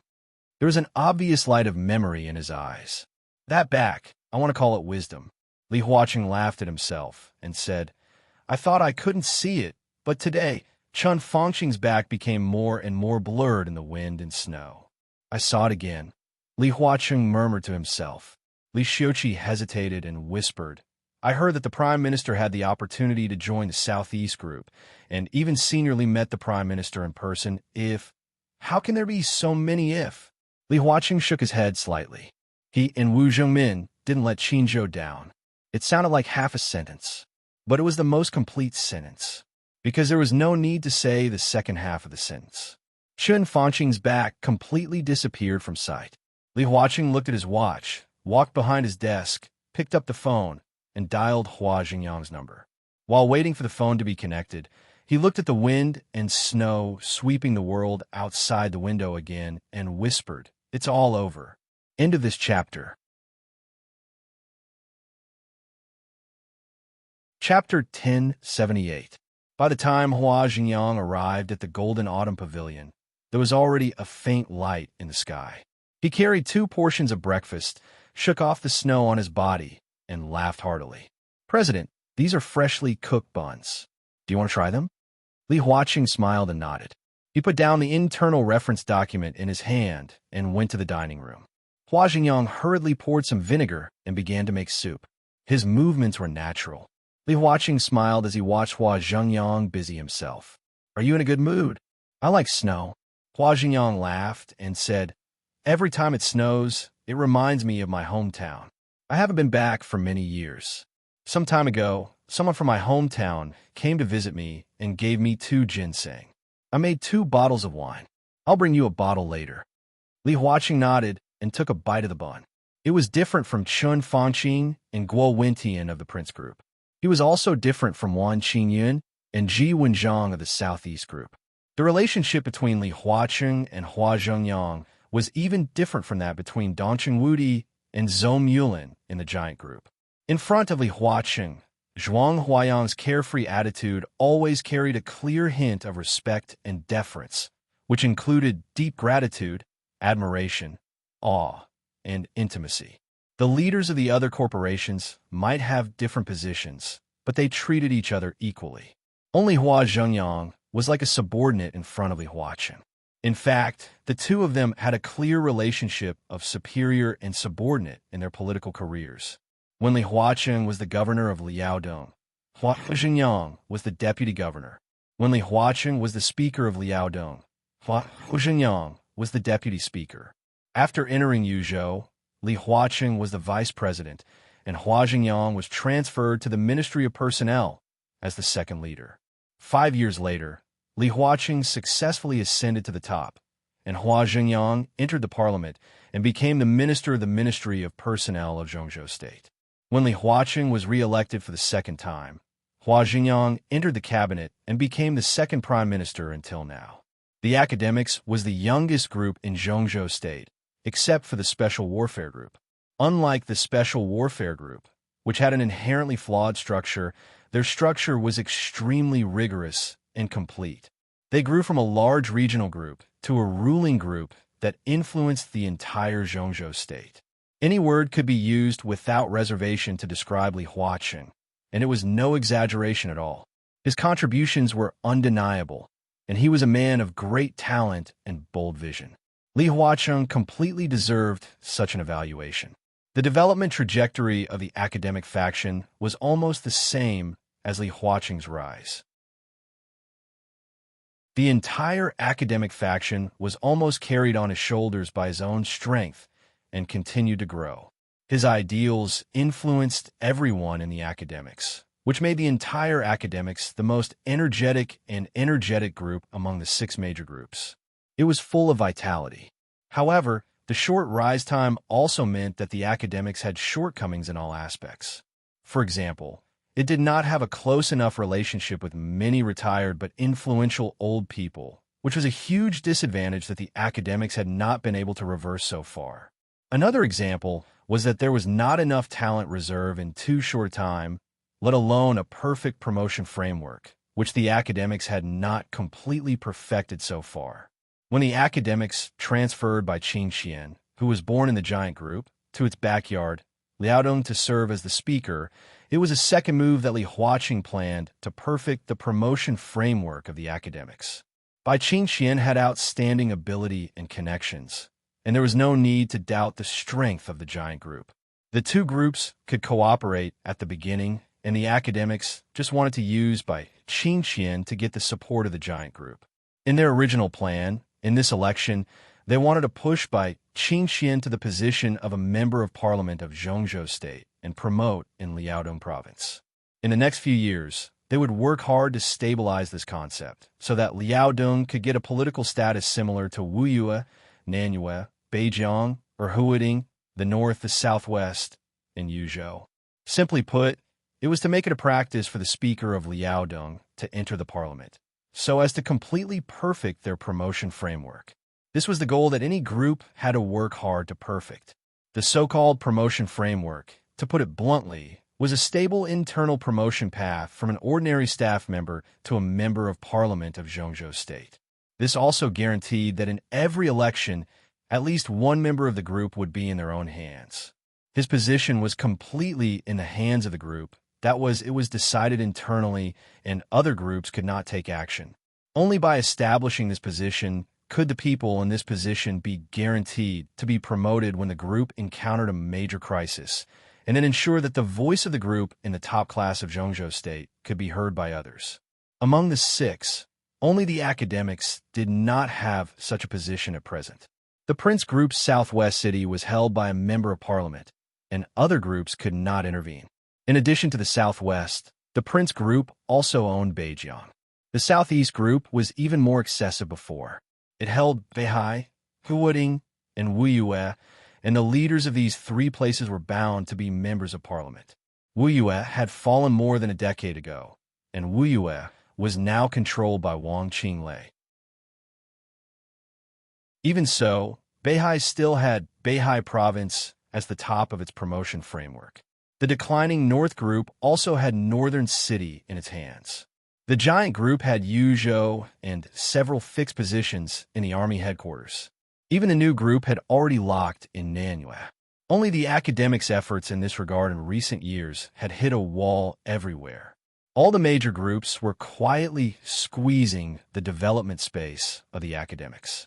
Li Huaqing's initial goal was Jiangshan and Beijiang Province, which seemed to be in harmony with the Prince Group, but was actually alienated. However, Jiangshan's mind was deep and unpredictable, and he had never expressed his position directly. After a few years, the academics set their eyes on Tibet. However, the situation in Tibet was complicated, and it was also difficult to be the backyard of the academics for a long time. After 10 years of games, the academics could only choose the place where it started, Liaodong. 5 years ago, Bai Qingxian was transferred to Liaodong, and then the council made a lot of big moves that were beneficial to Liaodong. A large amount of funds poured into the northeast, and Liaodong changed with each passing day. If it were not for the sudden rise of the new group, Bai Qingxian was likely to be elected as a member of parliament of Zhongzhou State in this election, and the promotion framework of the academics would have taken shape, and it would take the following time to stabilize. However, Li Tianlan and Emperor Dong's palace broke the plan of the academics, and Li Huaqing's plan was undoubtedly ruined again. Fortunately, he would continue to be re-elected after this election, and there were still 5 years to operate. Otherwise, once he retired, although Hua Jingyang was still in power, it was really difficult for him to come up with a good solution in 5 years. At that time, the future of the academics was really a little worrying. All kinds of disadvantages always gave the emerging group the impression that although the academics was very powerful, it always lacked something. Until now, their structure was not perfect, and it could be imagined how difficult it was for Li Huaqing to rise in the beginning. Under such circumstances, it could be said that Hua Zhengyang was forced by Li Huaqing to make an exception and promote him. For Hua Zhenyang himself, Li Huacheng had an incomparable position in his heart. He was like a brother, a mentor, a guide, and even a father-like role, although the age difference between the two was less than 10 years. From the original Liaodong to the current Hidden Dragon Sea, no matter where Hua Zhenyang was, he always regarded Li Huacheng as the most respected leader. He regarded Li Huacheng as the most respectable leader, and he was always respectful. Last night, the Prime Minister talked to me about his idea. Li Huacheng ate a bun and said slowly, for him, the situation is now out of control, and he is ready to accept the current situation. Hua Zhenyang looked at Li Huacheng in surprise. Accept the current situation? He was not familiar with Li Tianlan, but now the whole world knew Li Tianlan's character. How sensitive the election of Zhongzhou State was, and how crucial the emergence of the new group was, had now become the focus of attention of all countries in the world. Under such circumstances, Chen Fangqing was ready to accept the situation, which meant that he accepted death, and it was not only his death. Li Huacheng saw Hua Zhenyang's surprised look, and he was also a little surprised. You don't know? Hua Zhenyang shook his head in confusion and said with a smile, although the Prime Minister doesn't have many chances now, there's always room for struggle. At the very least, he should be able to negotiate terms. Judging from his past behavior, he shouldn't give up so easily. Simple giving up, Li Huacheng murmured to himself, and then shook his head. It's not simple at all. He held the bun, and it was a little tasteless. From a personal point of view, Chen Fangqing did have the possibility to struggle, but from the overall situation, accepting this outcome was the most stable way. Chen Fangqing's giving up was not simple, not at all. He thought silently, and suddenly asked, didn't he tell you his plan last night? He and Guo Wentian have reached a consensus, and the Prince Group has decided to fully support you in controlling the cabinet. What did you talk about last night? Hua Zhenyang's hand holding the soybean milk suddenly froze in place. His expression completely froze in an instant. His thoughts seemed to go back to a few hours ago. At that time, he was practicing handwriting in his office, and Chen Fangqing was standing outside, wanting to meet him. How did he get the secretary to respond? There was a clear trace of embarrassment on Hua Zhenyang's face. He finally realized that something was wrong. What's wrong? Li Huacheng looked at him and asked. He received the news last night that Chen Fangqing went to see Hua Zhenyang, but at that time, Li Tianlan and Qin Weibai were still there. Li Huacheng had no time to care about the conversation over there and subconsciously ignored the question. Didn't he go to see you last night? What did you talk about? Li Huacheng asked again. Hua Zhenyang opened his mouth and finally couldn't help but smile bitterly. I didn't see him last night. Silence. Li Huacheng was completely silent. He looked at Hua Zhenyang and didn't speak for a long time.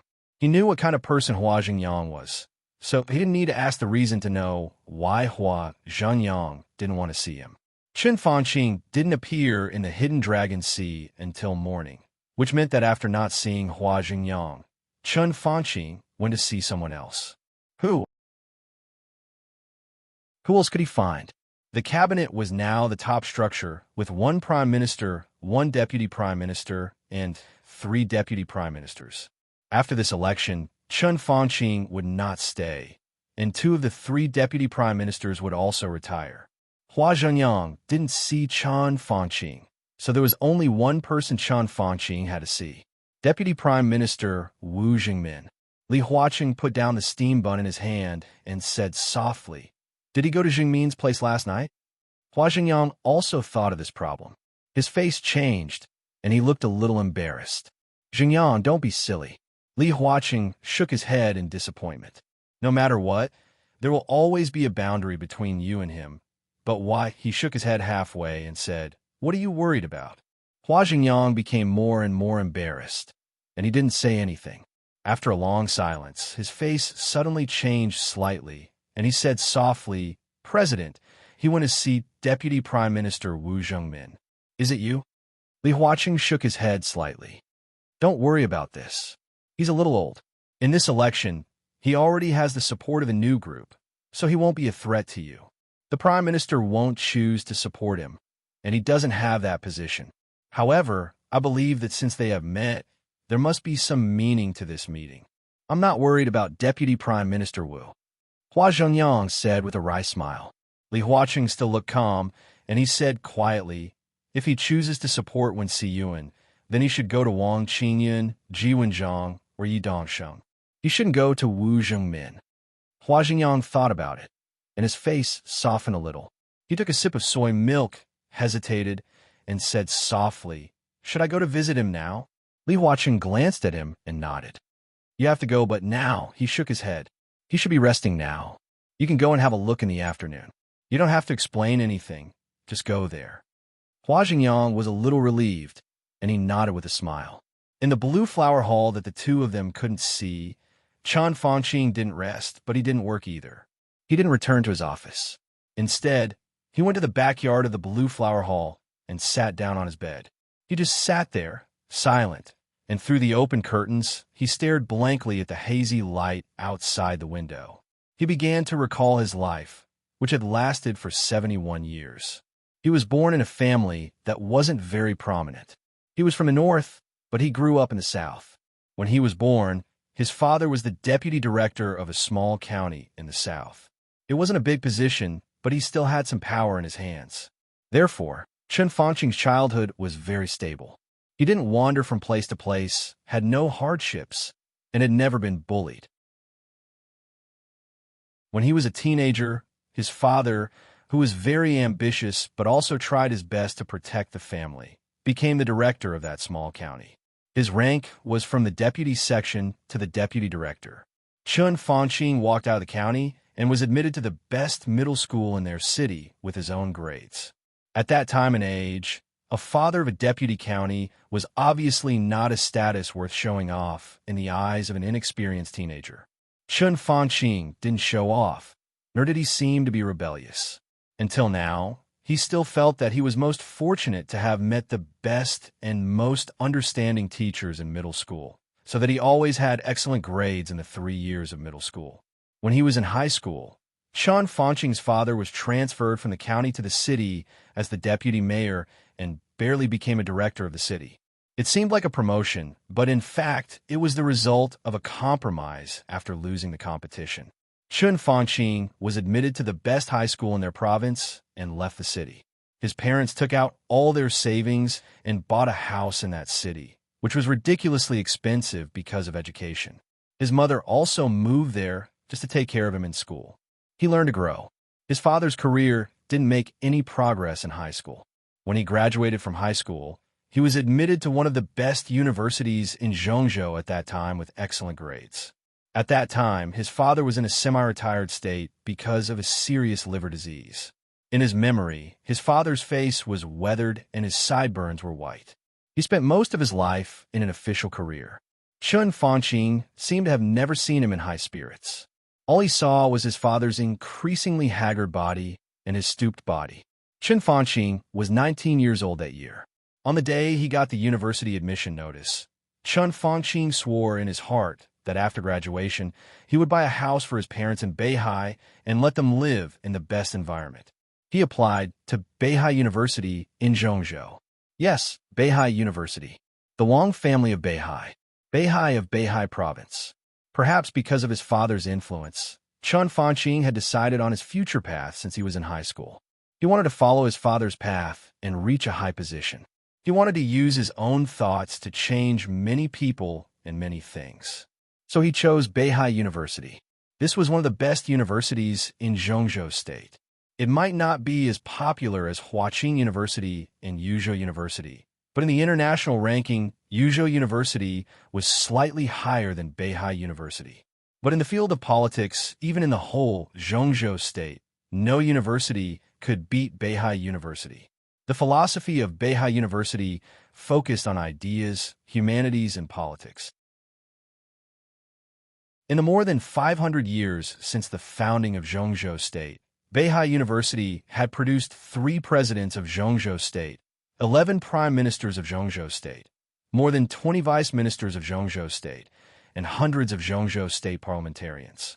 This was a prominent university, a university that influenced the political trend of the whole Zhongzhou state. It was known as the Oxford of the East. The current directors of Zhongzhou State, Dong Chengwudi, Hua Jiang, Wan Qingyun, and Bai Qingxian, who was about to become a parliamentarian, all graduated from Beihai University. Many years ago, it was Chun Fangqing's dream school. He entered Beihai as he wished and successfully completed the examination for civil servants of Beihai. The civil servants of Beihai had the best welfare in the world. Every civil servant would be assigned a house of at least 80 square meters in Beihai. But Chun Fangqing finally chose to return to his hometown. His parents refused Chun Fangqing's request to settle down in Beihai. In his father's words, Beihai was good, but home was better. That was the first time he passed by Beihai.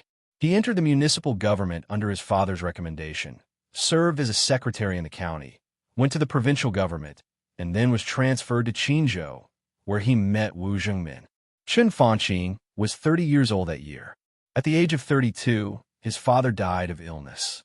3 years later, he was met by Li Honghe in person and sent an invitation. He received invitations from the Giant Group, the Prince Group, and the Southeast Group. In the face of a city he was in charge of, he made a choice that he didn't know if he should regret or not. That was the second time he passed by Beihai. Then, it was a meteoric rise, a meteoric rise. Counselor of Qinzhou Province, Counselor of Talent Province, Deputy Speaker, Governor of Tianfu Province, Mayor of Sinan City, Counselor of Zhongzhou State, Speaker of Sinan City, Deputy Prime Minister of Zhongzhou State, Prime Minister of Zhongzhou State. He sang all the way, but he still didn't feel that kind of high-spirited feeling. Others had seen him working himself to the bone along the way, but he only felt that he was being cautious. He used his power and resources carefully to plan his hometown, the city he was in charge of, the province he controlled, and the country he represented. He was cautious like walking on thin ice. 71 years of life had come to this day. Scenes flashed in front of him very clearly. Chun Fangqing sat on the bed in a daze, looking out of the window at the sky without the morning sun.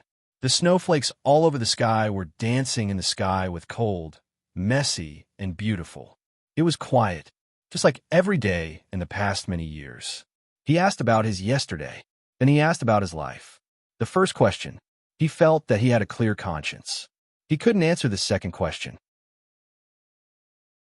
His heart might be extremely calm, but as he said to Wu Zhengmin, whether it was merits or demerits, only future generations could judge. Chun Fangqing stood up slowly. He drew the curtains to cover the flying snow outside the window.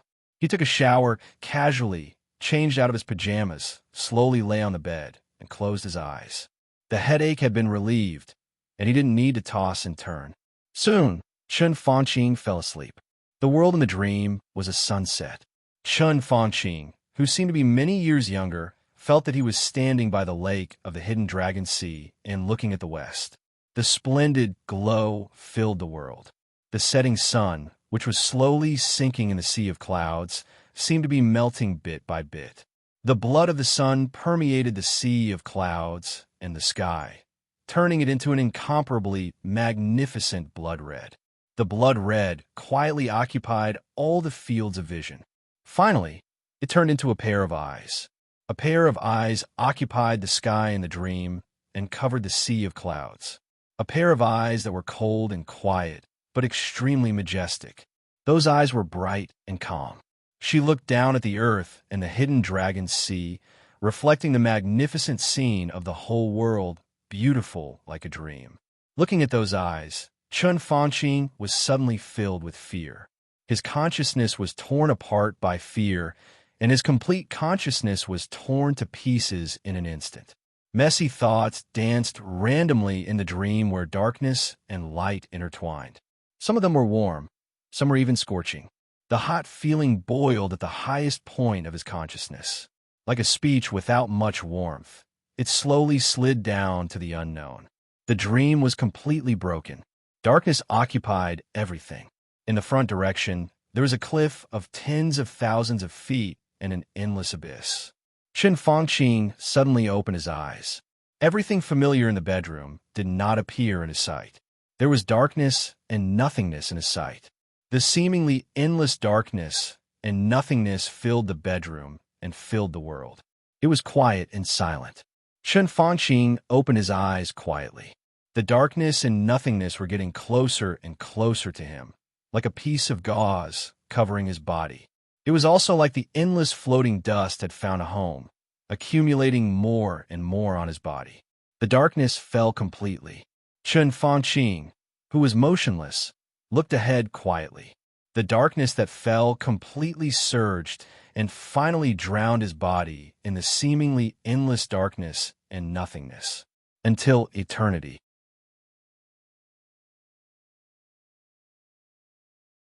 Chapter 1079. Li Tianlan was still busy when the phone rang in a hurry. In the early morning of Yuzhou, the wind and snow danced wildly. It was as warm as spring in the luxurious suite of the Ritz-Carlton Hotel. Spring was in full bloom in every corner. Li Tianlan had been busy, and his day was rich. For some reason, Li Tianlan did not choose to live in the Bai family after coming to Yuzhou. He just called Dongqing Wudi by Zhan Fong and Wu Zhengmin respectively, and then booked a room in the Ritz-Carlton Hotel. It was nearly 3 o'clock in the night when he returned to the hotel from the Hidden Dragon Sea. He simply had a midnight snack with Qin Weibai and took a shower. It was nearly 4 o'clock. The battle, or one-sided conquest, began in the bathroom. The water in the bathroom splashed out of the fish tank, and 2 delicate fingerprints were left on the bathroom mirror full of steam. The torn bathrobe was thrown out of the bathroom, and the water drops on the sofa rolled slightly. Li Tianlan gently put on high heels for Qin Weibai. The crystal lamp in the living room was soft and hazy. A faint fragrance floated.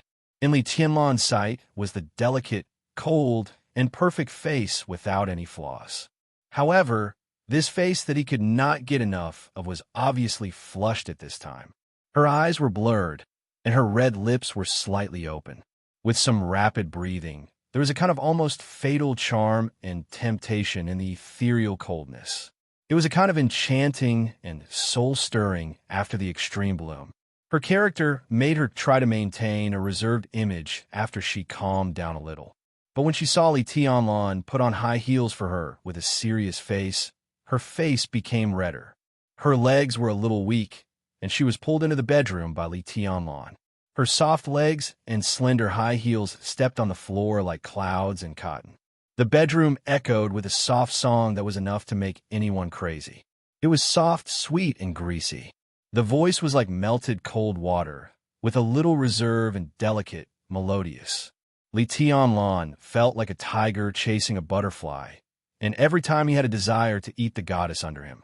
It was no exaggeration to say that Qin Weibai's existence completely satisfied all the best and most exaggerated fantasies of Li Tianlan about the opposite sex.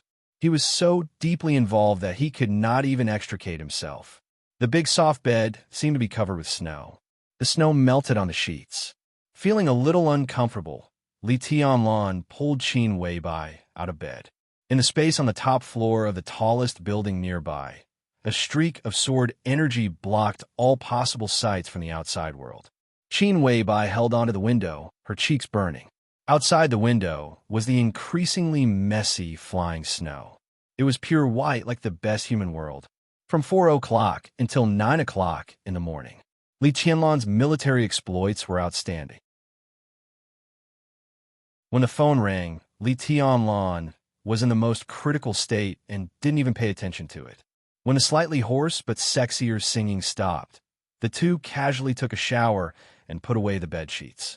Then, the phone rang again. Li Tianlan, who had made great contributions, felt refreshed. However, he was too lazy to move at the moment. Qin Weibai was held in his arms in an extremely domineering manner, and his palm carelessly played with her hair.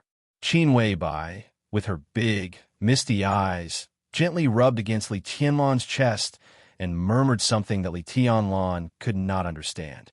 In the spacious bedroom, the smell of ambiguity mixed with the more intense fragrance of Qin Weibai, forming a smell that gradually made one's heart beat faster. Li Tianlan was tempted again. Qin Weibai shrank in Li Tianlan's arms, covered with a quilt, and pressed one leg on him. Li Tianlan looked down at her and chuckled. "What are you doing?" Qin Weibai looked at him with her watery and bright eyes, and then gave him a hard look. "It's still early," Li Tianlan said. "Gluttony," Qin Weibai said bitterly. "You're so annoying. You only know how to bully me." Qin Weibai's palm slid down. Just as she was about to say something, the phone rang again. Li Tianlan felt a little helpless. He reached out and took the phone, only to find that it was a call from Dongxing Wudi. And the previous two calls were from Dongxing Wudi. Li Tianlan's eyes narrowed slightly, and he answered the phone. "Tianlan, you just got up?" On the other end of the phone, Dongxing Wudi asked with a smile. His voice sounded relaxed, but in fact, there was a well-hidden heaviness in it. Li Tianlan was a little embarrassed. He was too embarrassed to say that he had not slept all night, and it was even more inappropriate to brag that he had made great achievements last night. He subconsciously looked down at Qin Weibai. The goddess, whose face was still ruddy, glared at him weakly and gently bit his chest. "Well, I just got up," Li Tianlan responded. His palm grabbed at random on the bed and grabbed a pair of soft and delicate silk underwear. Qin Weibai, with rosy cheeks, reached out to grab it. Li Tianlan's palm shook and moved further and further away from her. Qin Weibai gradually left the quilt, and the spring scenery bloomed again. Dongxing Wudi was silent on the phone for a while. When Li Tianlan realized something, he found that Dongxing Wudi had been silent for nearly 2 minutes. "Minister," Li Tianlan called out with some confusion. The thing in his hand was snatched away. Li Tianlan didn't mind. His arm grasped a mountain, and in a trance he felt like he could cover the sky with one hand. Then a bomb seemed to explode directly next to his ear. Dongxing Wudi's voice sounded. "Chen Fanqing is dead." The smile on Li Tianlan's face suddenly froze. He didn't seem to hear Dongxing Wudi's words clearly. He asked again, "What did you say?" "Chen Fanqing is dead." Dongxing Wudi repeated it again. Li Tianlan was completely silent. This news had a huge impact, drowning out all other thoughts of Li Tianlan and fiercely attacking his will. Chen Fanqing, whom he had just met last night. Chen Fanqing, whom he was bound to kill. Chen Fanqing, who seemed to have reached some consensus with the academics. Dead. Li Tianlan wanted to say that it was impossible, but he also knew that Dongxing Wudi had no need to deceive him. But how could it be? Li Tianlan was silent for a full 5 minutes. Dongxing Wudi held the phone and waited for him for a full 5 minutes. Obviously, not only Li Tianlan and Dongxing Wudi, but also everyone needed to digest the sudden news for a while. Li Tianlan frowned tightly and said in a low voice, "When? About 3 hours ago. The body was found 90 minutes ago. An hour ago. All the counselors were notified. We had an emergency discussion and decided to spread the news to the counselors.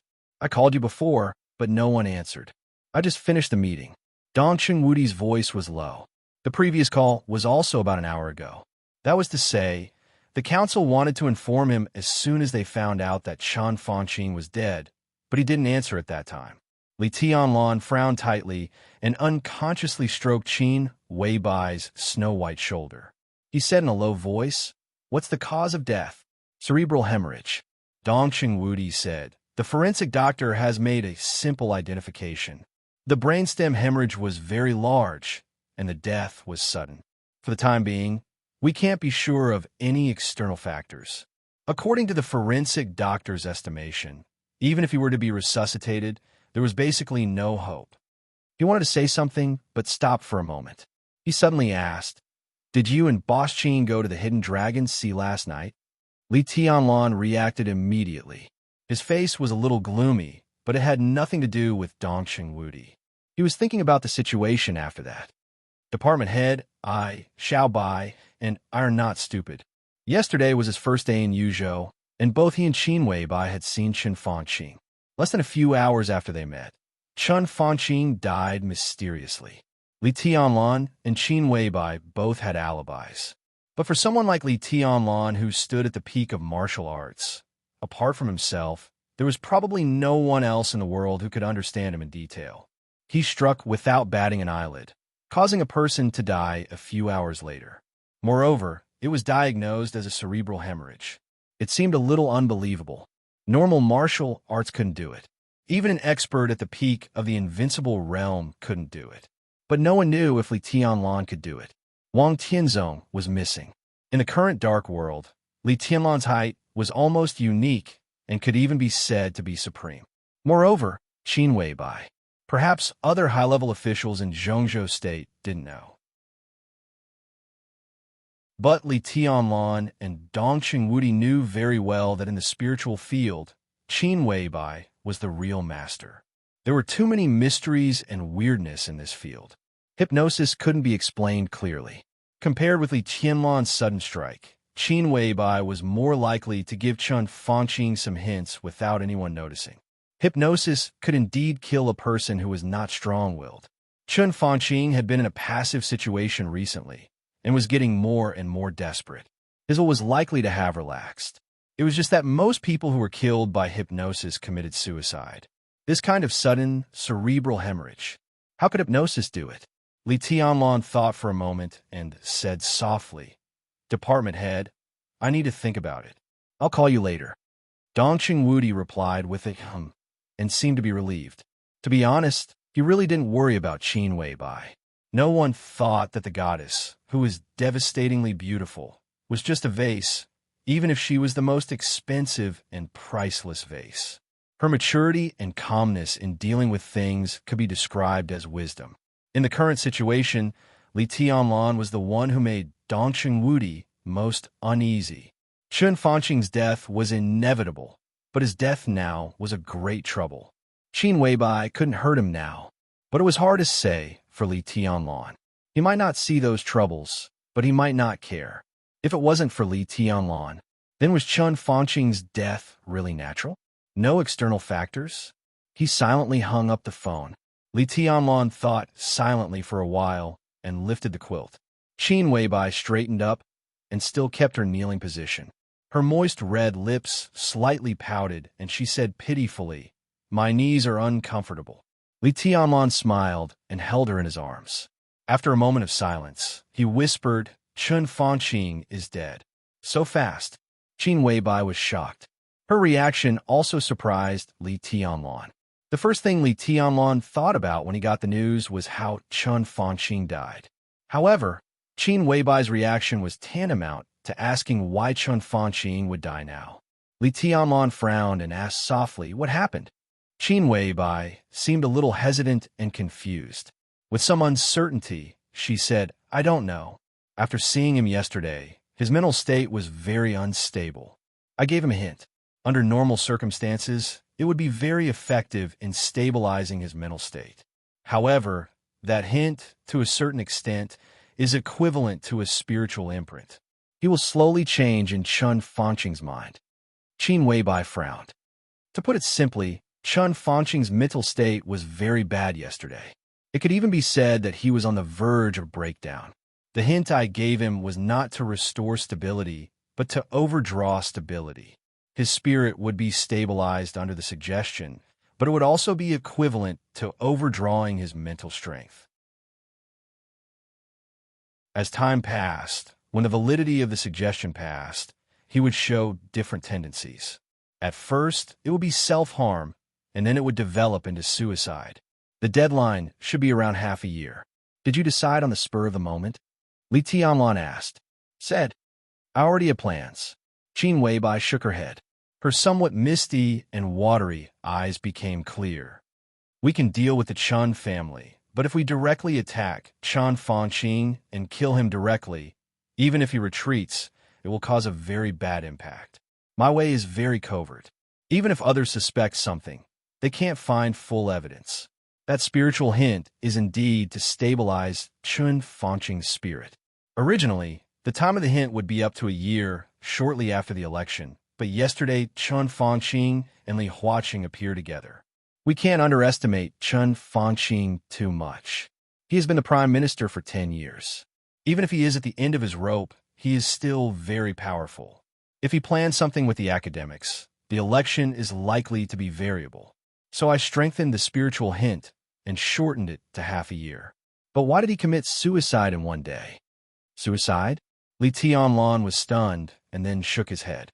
No, this should have nothing to do with your spiritual hint. Chen Fanqing had a cerebral hemorrhage. It was a natural death caused by massive bleeding of the brainstem. Natural death, natural death. Qin Weibai and Li Tianlan's thoughts were synchronized, and they both said the word at the same time. Then, they looked at each other again. Is it really a natural death? For the time being, no one could answer this question. Li Tianlan's face was a little gloomy. Chen Fanqing's death was too sudden. He already knew what he would face next. Let's go and have a look. Qin Weibai turned over and wanted to grab the clothes that Li Tianlan had thrown under the bed last night. No need. Li Tianlan touched her hair. You rest, I'll go and have a look. After a pause, he chuckled. I guess you don't have much strength left, do you? Qin Weibai's face turned red. She and Li Tianlan had a deep understanding of each other. Although they were not married, there was no difference between them and a real husband and wife. But in some aspects, Qin Weibai was still very reserved, the kind of reserve that Li Tianlan could not stop. Gluttony. Qin Weibai rolled her eyes at Li Tianlan and said with hatred. Then, she put the clothes that she had grabbed on the bed. Li Tianlan got out of bed and put on his clothes. Qin Weibai had already shrunk under the quilt. Her body was curled up, and only her face was exposed. The curtains were still open, and the flying snow was like goose feathers. Ruthless landed lightly on Li Tianlan's body. I'm leaving. Li Tianlan bent down and kissed Qin Weibai's face, saying softly. The goddess, who had been gluttonous all night, tried to open her eyes and nodded in a daze. Li Tianlan turned and walked out. The sound of the door closing rang out. In a trance, it was very close and very far. Qin Weibai closed her eyes. In a trance, her consciousness seemed to enter a garden. The bright sunshine was warm and cozy. The beautiful snowflakes were dancing in the air with a soft temperature, but they did not fall to the ground. She found herself wearing a gorgeous and complicated long dress. The color and pattern of the long dress were constantly changing in the sunshine, and it was perfectly integrated with the surrounding environment. At the edge of the garden was a twisted tree. The tree seemed to be extremely old, and it was ridiculously thick. The huge canopy seemed to occupy the whole sky, leaving a large area of shade. Above the sky, the snowflakes danced with the sun with the same temperature. The snowflakes fell slowly, but they always turned into nothingness the moment they fell to the ground. However, the snowflakes that did not fall to the ground passed through the dense canopy, leaving a large area of white under the tree, which looked a little gloomy. Under the gloomy tree sat a child who was dressed in shabby clothes. He wore a small suit full of patches and looked 8 or 9 years old. He curled up in the snow on the tree trunk, and his whole body was slowly submerged by the snow. The child held his shoulders, and his body trembled, but his eyes were extremely calm from beginning to end. Qin Weibai frowned and walked out of the garden. The garden disappeared. The child looked up and glanced at her. The calm eyes were replaced by amazement in an instant. He stared blankly, without saying a word, as if he had forgotten to speak. You are? Qin Weibai asked in a low voice. She was a master of spirit. Even if she was very tired now, her spirit was not weak, and she could even be said to be somewhat satisfied and excited. In such a state, even if she had a dream, she could also control her dream. The garden was something that should appear in her dream. But the tree in front of her, the dirty child, was a picture that should not have appeared. I'm a little cold, the child whispered. Qin Weibai looked at him seriously. His face was very clear, but the perception in the dream seemed to be blocked, making the face a little blurred in her sight. When she got closer, Qin Weibai noticed that there was a wooden sword that was almost completely buried in the snow beside the child. He leaned against the thick trunk behind him, and his small body blocked the sword marks on the trunk. If she looked closely, she would find that the trunk, which was at least 500 or 600 years old, was densely covered with cracks. It seemed that there were countless sword qi, which was not strong but always repeated, piercing into the trunk, so that the trunk was always in a situation where it could collapse at any time. Qin Weibai's heart moved slightly. She seemed to understand something at this moment, but she could not believe it. Looking at the increasingly blurred face of the child, Qin Weibai breathed softly and said softly, "What's your name?" The child looked at her quietly and pursed his lips. His voice was clear and light, but the content was in line with Qin Weibai's guess. "My name is Li Tianlan." The wind and snow were dancing wildly. Above the tree, outside the hotel, on the big bed in the hotel, Qin Weibai suddenly opened her eyes.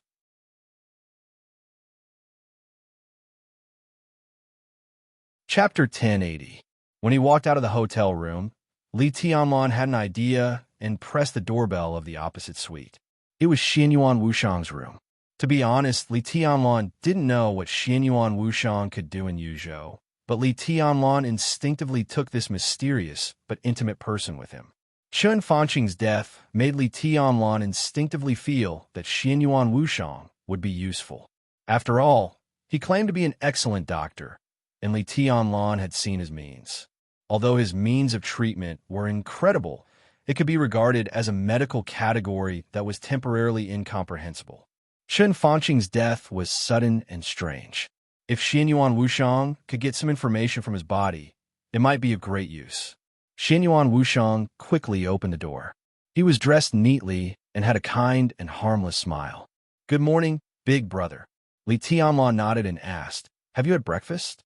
Xianyuan Wushang shook his head and said with a smile, "I went online last night and looked up information all night. It was very interesting.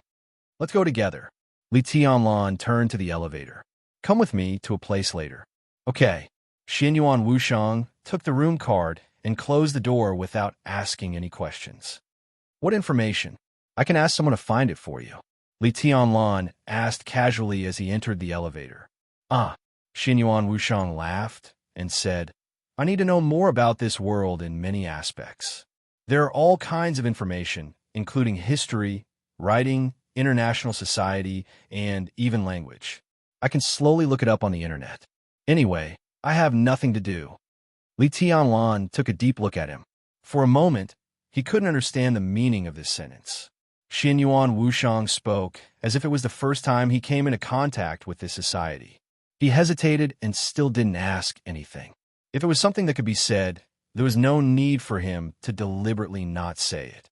The elevator went all the way down. When it was about to reach the restaurant, Li Tianlan suddenly said, "Chen Fanqing is dead." "Oh." Xianyuan Wushang nodded casually. This news, which was enough to shock the whole Zhongzhou state and even cause a lot of repercussions around the world, was not as important to him as breakfast. "How'd he die?" he asked casually. "Sudden death due to cerebral hemorrhage," Li Tianlan said.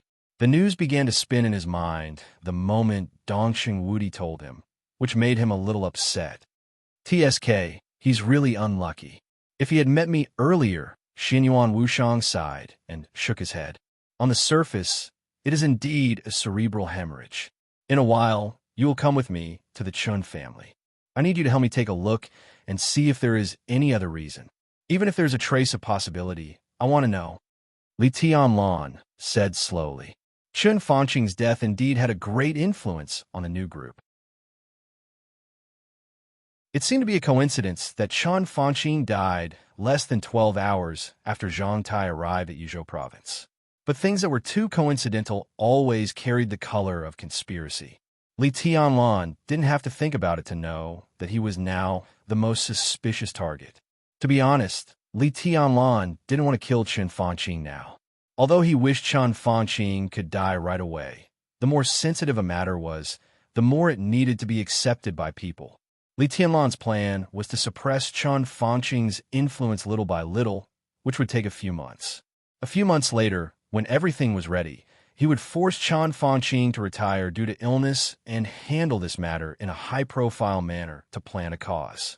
When everyone knew that he was ill, he would kill Chen Fanqing in a few months, so that he would be unable to influence the election at the most critical time and eliminate the last variable. At that time, the Prince Group would have been impatient because of the pressure from the major groups and had enough psychological preparation for Chen Fanqing's death. His death would not cause too much reaction. But now Chen Fanqing suddenly died. Li Tianlan was very clear that he had never been a calm person who was good at forbearance in the impression of the high-level officials of Zhongzhou State. They would even think that he was a lunatic in some aspects. Zhongzhou State had seen his madness more than 2 years ago. Under such a preconceived impression, Chun Fangqing's sudden death, under everyone's instinct, the first suspect must be himself. Regardless of the fact, once such a suspicion appeared, it would first arouse the disgust of all the groups. The disgust of Emperor Dong's palace.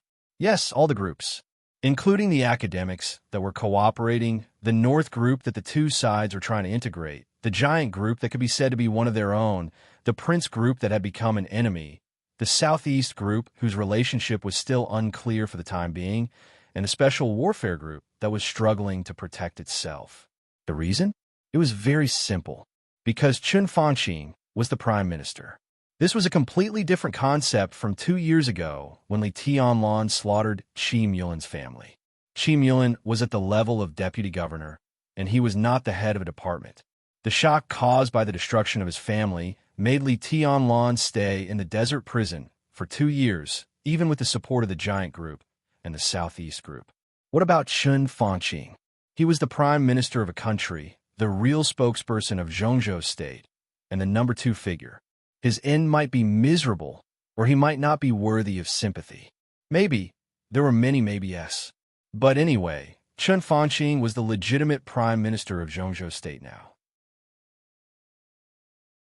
If the murderer didn't pay any price when such a person was killed, then what was the meaning of the existence of Zhongzhou State? What was the meaning of the stability of Zhongzhou State? What was the meaning of the existence of high-level officials? If Chun Fangqing's death had something to do with Li Tianlan, then on the surface, no one in the whole Zhongzhou State would say a word for Li Tianlan. Even Dong Xingwudi couldn't say anything in public. This was a challenge to the cornerstone of a country and a complete subversion of all the orders. Li Tianlan ate breakfast slowly, but his eyes became more and more gloomy. There were a lot of thoughts in his mind. Qin Weibai imprinted the spiritual imprint on Chun Fangqing and stabilized his spirit. This should have nothing to do with Chun Fangqing's death, but from the perspective of the spiritual imprint, it was a coincidence. Li Tianlan didn't know much about some of the cutting-edge technologies of Zhongzhou State today. Although he knew it was impossible to tell whether a person had been hypnotized from a dead person, he couldn't be completely at ease, so he chose to take Xianyuan Wushang with him. If Xianyuan Wushang could find the traces of Chun Fangqing being hypnotized, it might mean that Zhongzhou State might also know. This matter must be eliminated quickly, so as not to arouse any unnecessary suspicion. After clearing the suspicion on Qin Weibai, it was Li Tianlan's turn. He always knew his own affairs best. Li Tianlan's breakthrough this time left a lot of doubts in martial arts, which he couldn't figure out for a while, but he roughly knew what he could do. His sword energy could make Chun Fangqing's death look like a normal cerebral hemorrhage. But it was impossible to control the time for so long and so perfect. He couldn't do it, but the key was how to explain it and whether others would believe it or not. Seriously speaking, the possibility that others would believe it was really not very big. If they didn't believe it, it meant that the Prince Group, which was caught off guard and faced with Chun Fangqing's death, would quickly react after a short period of panic and bewilderment. They should have been panicky and wavering, but they would break out a great unity because of Li Tianlan's violence and gloominess. They might even stabilize the Prince Group again with the full support of Guo Wentian. This meant that in the process of the rise of the new group, the benefits from the Prince Group would be greatly reduced. The same problem applied to the major groups. When all the suspicions pointed to Li Tianlan, the giant group, which had originally planned to join the new group to wave the flag for Emperor Dong's palace under the persuasion of Dong Xingwudi and Bai Zhanfeng, was likely to hesitate. The North group, which was merging with the new group, would have even more scruples about Li Tianlan's cruelty. Military Counselor did have great influence in the North group, but such influence didn't mean that Military Counselor had any chips in his hands that could threaten the whole North group. Such influence was slowly accumulated in a long-term secret cooperation between the two sides.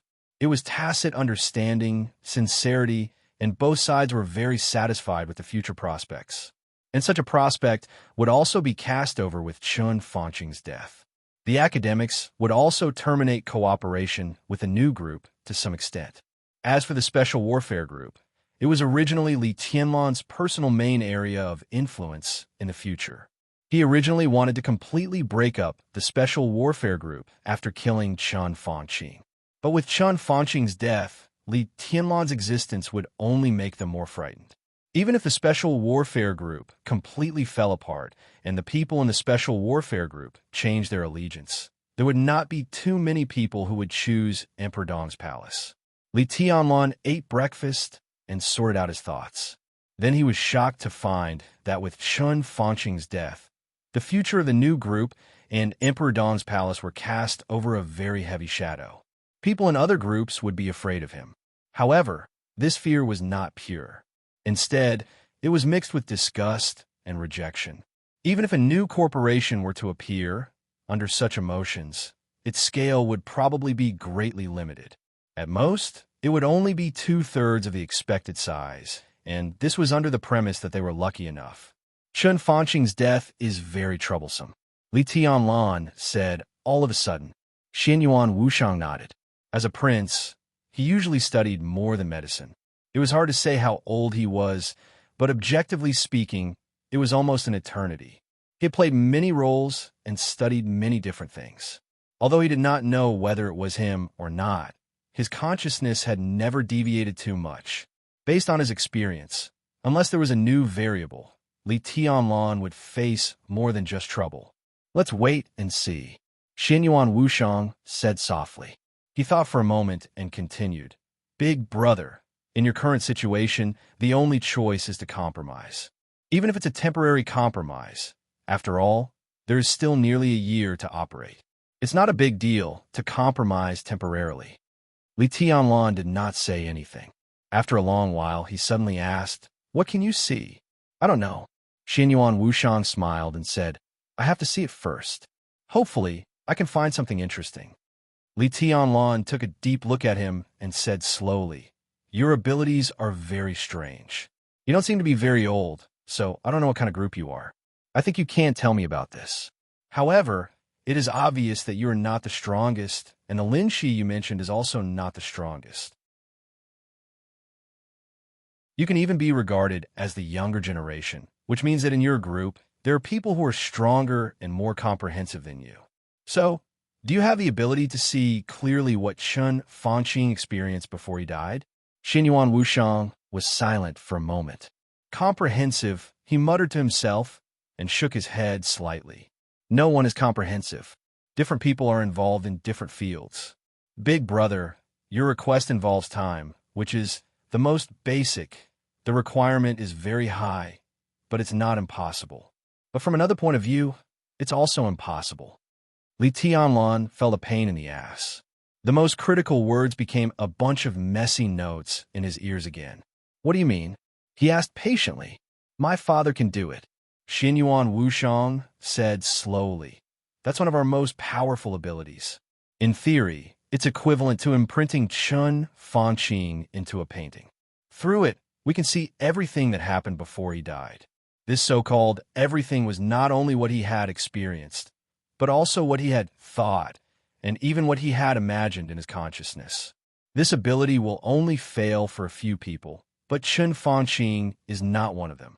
My father has this ability, but the place is not right. He can't do it here." Li Tianlan was shocked. He didn't understand many things Xianyuan Wushang said, but he understood the most important sentence very clearly. Xianyuan Wushang said that his request involved time, and his father could do it. Could it be understood that Xianyuan Wushang's father could control time? Supernatural ability? The term flashed through Li Tianlan's mind, and then he asked directly. Xianyuan Wushang shook his head. "It's not supernatural ability, it's just..." He scratched his head and looked a little cautious. "It doesn't matter what it is. What matters is that he can't do it here." "Then where can he do it?" Li Tianlan asked immediately. If there really was such an ability, even if there were great restrictions, it would be almost heaven-defying. Li Tianlan couldn't believe it. I can't tell. Xin Yuan Wushang was silent for a moment and said softly. If Li Tianlan had felt that Xin Yuan Wushang's origin was mysterious before, then this time, as Xin Yuan Wushang mentioned his father, Li Tianlan began to be really curious about this group of people. That is to say, your father's generation is much stronger than yours. Maybe not only you, but also Lin Shi's father's generation. How strong is the strongest person in your group? Xin Yuan Wushang gave Li Tianlan a strange look. He saw strong interest in Li Tianlan's eyes, as well as strong suspicion. At the same time, he also saw a very obvious fear. Xin Yuan Wushang smiled bitterly and shook his head slightly. Big brother, you think too highly of us. In fact, as far as I know, including Lin Shi's father, even Lin Shi's grandfather, among all the people I've seen and heard of, my father is the strongest one. I don't know, but now I'm basically sure that it's the end, so my understanding should be correct. My father is a martial artist as well as a calligrapher. He's really strong, but when facing you here, even if he's at his peak, he won't be much stronger than you. I paid attention to the state you used to be ruthless on Mount Dibbing. That state, in our place, is called the law of swordsmanship. To be exact, it's the state when you made another breakthrough in the invincible realm and reached the peak of the so-called supreme realm, Big Brother. That's also the limit of my father's combat strength. From this point of view, if the current ruthless energy returns to its peak, your strength with ruthless is basically my father's combat strength at his peak. As for Lin Shi's father, he's also a very great figure, but the combat strength he can exert is not as good as my father's. At most, he's a little stronger than Wang Tianzong a few years ago.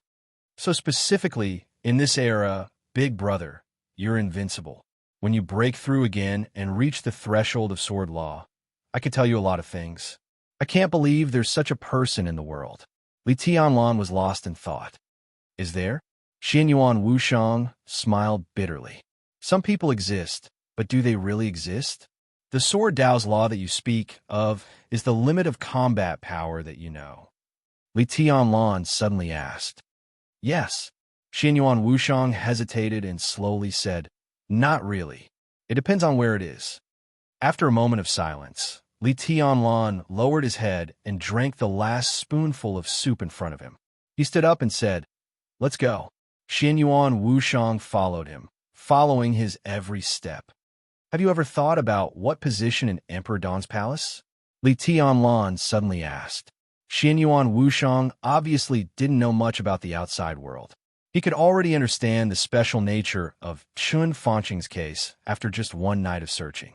He could even infer the plan of Emperor Dong's palace from some aspects, and then tell himself that the best way now was to compromise. This kind of keenness was enough to prove his ability in some aspects. After all, the existence of new groups in the Six was always very hidden, which was not something that could be found by searching on the internet. Military counselor had been talking to him about retirement.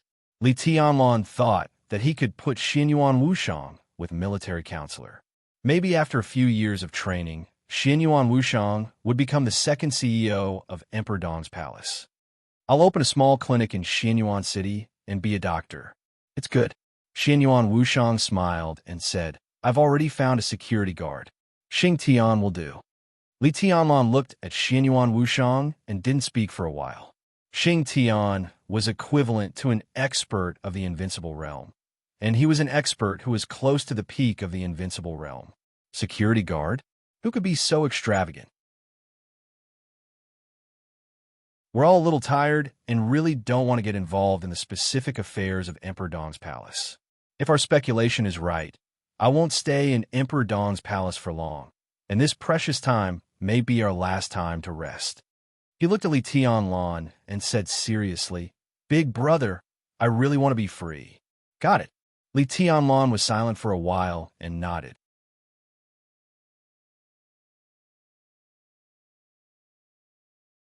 Chapter 1081. The car slowly entered the manor of the Bai family. When it approached the luxurious villa in the center, Li Tianlan saw Bai Qingzhao standing at the door with a frown. He was dressed in a neat military uniform, and his posture was tall and straight. The general star on his shoulder shone with golden light.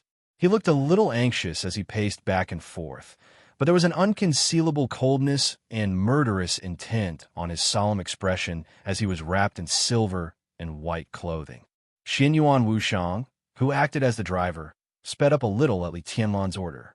Before the car came to a complete stop, Li Tianlan had opened the door and got out. He took a few quick steps to shake hand with Bai Qing Zhao and said softly, "Secretary General." He called Bai Qing Zhao by his title, even in private. Li Tianlan always called Bai Qing Zhao by his title. But in terms of blood relationship, Li Tianlan knew very well that this was his uncle. Li Tianlan didn't want to change the way he called him, but he didn't want to hide his respect. From the bottom of his heart, Li Tianlan really had no hatred or obstacles for his biological parents and their families. He did suffer a lot when he was a child, but today he had received enough returns. He left the Li family for Huading at the age of 19. It had been nearly 6 years since then. He had seen the attitudes of the Dongshan clan and the Bai family. He had also seen what Dongqing Wudi and Bai Qingxian had done. Hatred? Resentment? Li Tianlan really didn't care about it. What was a family? It was a proposition so huge that it was difficult for anyone to explain it in detail. Different times, different situations, and different decisions would have different interpretations. Li Tianlan hadn't been in the Dongqing clan for more than 20 years. In the eyes of Dongqing Wudi, this was the family's debt to Li Tianlan. They were trying their best to make up for it. Li Tianlan often wanted to tell them that it was enough, that it was really enough, but they obviously didn't have the concept of enough or not enough. Li Tianlan could be made up for, but how could Bai Qingxian and Dongqing Wudi, who had been respectful to each other for 20 years, almost become enemies? Born in a wealthy family, from the beginning of their birth, they were born with not only glory, but also the responsibility to maintain this glory. Li Tianlan might have had too many things, even many of which the Dongqing clan didn't have. He stood high enough and was calm enough, so he could look at these problems more rationally. He always didn't want to call them parents, just because he was unfamiliar with this title after so many years, and it had nothing to do with anything else. "He's here." Bai Qing Zhao tried his best to show a gentle smile. "Go in. Everyone is waiting for you." Li Tianlan knew very well who they were. Chun Fanqing's death was so sudden that it caused the tense atmosphere before the election to completely explode. At this time, inside the manor of the Bai family, 2 directors and 2 parliamentarians of Zhongzhou State, whom Li Tianlan was most familiar with, were gathered. Later, when those key members of the giant group who did not work in Yuzhou got the news, this place would become more lively. This was the moment when a slight change in one hair could affect the whole body. What kind of attitude should they use to face the sensation caused by Chun Fanqing's death? This was something that every group was currently studying. Li Tianlan nodded and entered the villa under the guidance of Bai Qing Zhao. Xin Yuan Wushang, who didn't treat himself as an outsider, also followed them. Bai Qing Zhao, who thought he was a driver, looked at him in surprise, but he didn't say anything. The 3 of them entered the study. The spacious and comfortable study was almost covered with clouds and mist. When Li Tianlan walked in, the 2 directors, Dongqing Wudi and Zhou Mulin, and the 2 parliamentarians, Bai Zhanfeng and Wu Jingmin, were sitting on the sofa with a cigarette in their hands. The smoke was lingering, mixed with the incense that Bai Zhanfeng had lit. The smell in the study was pungent, but there was a touch of the comfort of incense. Bai Zhanfeng directly lit a cigarette and joined the ranks of smokers. He also handed one to Li Tianlan and Xin Yuan Wushang. Li Tianlan took it and lit it. Xin Yuan Wushang seemed to be a little curious about the smell of the cigarette. After thinking about it, he also lit it and took a puff. "It's going to catch fire," Li Tianlan said jokingly, turned on the ventilation system, and casually greeted several leaders. Zhou Mulin first, then Bai Zhanfeng, then Wu Jingmin, and finally Dongqing Wudi. He didn't know what the order of greeting was, but Dongqing Wudi's originally gloomy face obviously became a little cheerful. Li Tianlan casually found a seat and sat down. Xin Yuan Wushang, who had been silent, nodded to everyone present and sat next to Li Tianlan. In the study, several big shots, who could be regarded as the leaders of Zhongzhou State, looked at each other and subconsciously at Bai Qingzhao, who had just sat down. Bai Qingzhao was also a little confused. He had never seen Xianyuan Wushang. Li Tianlan brought him into the study, which meant that Li Tianlan thought Xianyuan Wushang was qualified to come in. It was not that the leaders of the new group and the giant group talked about some stupid rules. It was just that not everyone could hear this conversation. After Chun Fangqing's death, all the spearheads were aimed at the new group. A storm was coming. This conversation might mean the strategic direction of the new group in the next 5 to 10 years. Li Tianlan brought this little fatty in, which showed his trust in him. But the other party sat down naturally, without nervousness or uneasiness. He was peaceful and calm. It seemed that he was going to discuss with them how to deal with this crisis. Tianlan, who is this? Dongqing Wudi asked blankly. He looked at Xianyuan Wushang with some doubts. Well, Li Tianlan also glanced at Xianyuan Wushang. Xianyuan Wushang had been calling him Big Brother, which was natural. But Li Tianlan felt that Xianyuan Wushang was definitely older than him, even in terms of appearance. Li Tianlan shook his head slightly and introduced, "This is my younger brother." Dongqing Wudi looked confused and thought, "Where did you get your younger brother?" Li Tianlan's voice continued, "Xianyuan Wushang is a doctor." After a pause, Li Tianlan continued, "We can completely trust him. He is different from other doctors. In fact, he saved my life a day ago, and my breakthrough also has a lot to do with him. So I plan to take him to see Chun Fangqing's body. Maybe he will find some clues." Life-saving grace. They were all stunned at the same time. Dongqing Wudi fixed his eyes on Li Tianlan and said slowly, "What do you mean by saving your life? What happened in the final battle in Beihai?" It had been a day since the final battle in Beihai. From the beginning to the end, all of Li Tianlan's performance, Wang Xiaoyao, Li Kuangtu, Jiang Shangyu, and even Wang Tianzong's sword energy had been sorted out and sent to all over the world. The high-level officials of Zhongzhou State had also received detailed reports. Li Tianlan was indeed threatened, but no one saw that Li Tianlan had experienced any crisis of death. Was it Wang Tianzong? Bai Zhanfeng suddenly asked. No. Li Tianlan shook his head. It was Jiang Shangyu and Li Kuangtu. They launched a sneak attack after I left Mount Dibing. The situation was very dangerous at that time. If it weren't for Wushang, I would probably have died on the spot and couldn't even go back to Tian'an. It was really dangerous, but this injury also helped me go further in martial arts and smoothly broke through. It was a blessing in disguise. Everyone came to their senses. Breakthrough. Li Tianlan broke through. This was a situation that all the forces in the world had not mastered in detail. Maybe some people would know that Li Tianlan had defeated Wang Shengxiao in Emperor Dong's palace, but no one could be sure that Li Tianlan had broken through. Such a breakthrough also meant invincible realm? Dongqing Wudi looked excited and expectant. The whole dark world knew that Li Tianlan's invincible realm was completely different from the regular invincible realm. Li Tianlan, who had not yet entered the invincible realm, could already fight against Jiang Shangyu and Li Kuangtu together.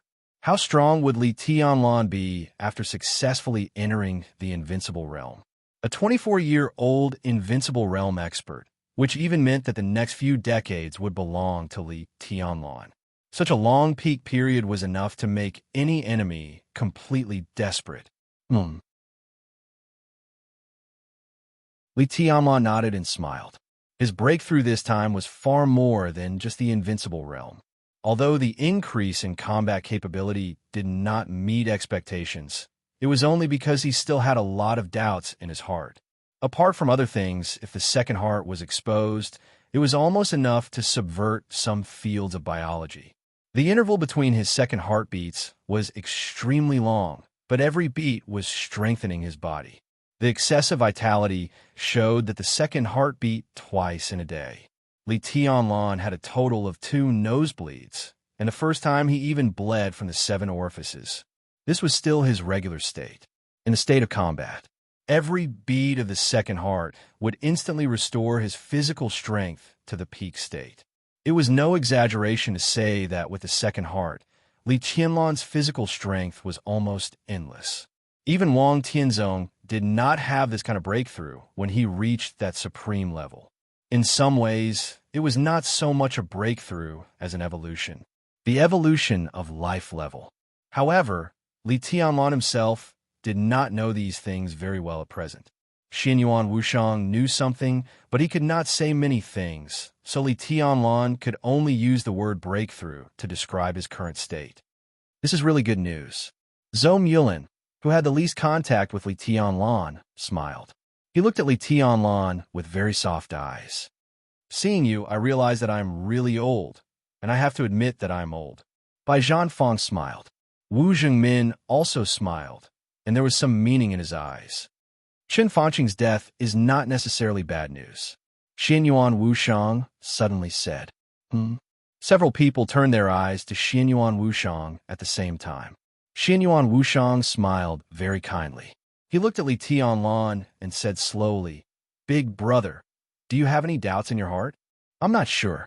Li Tianlon shook his head.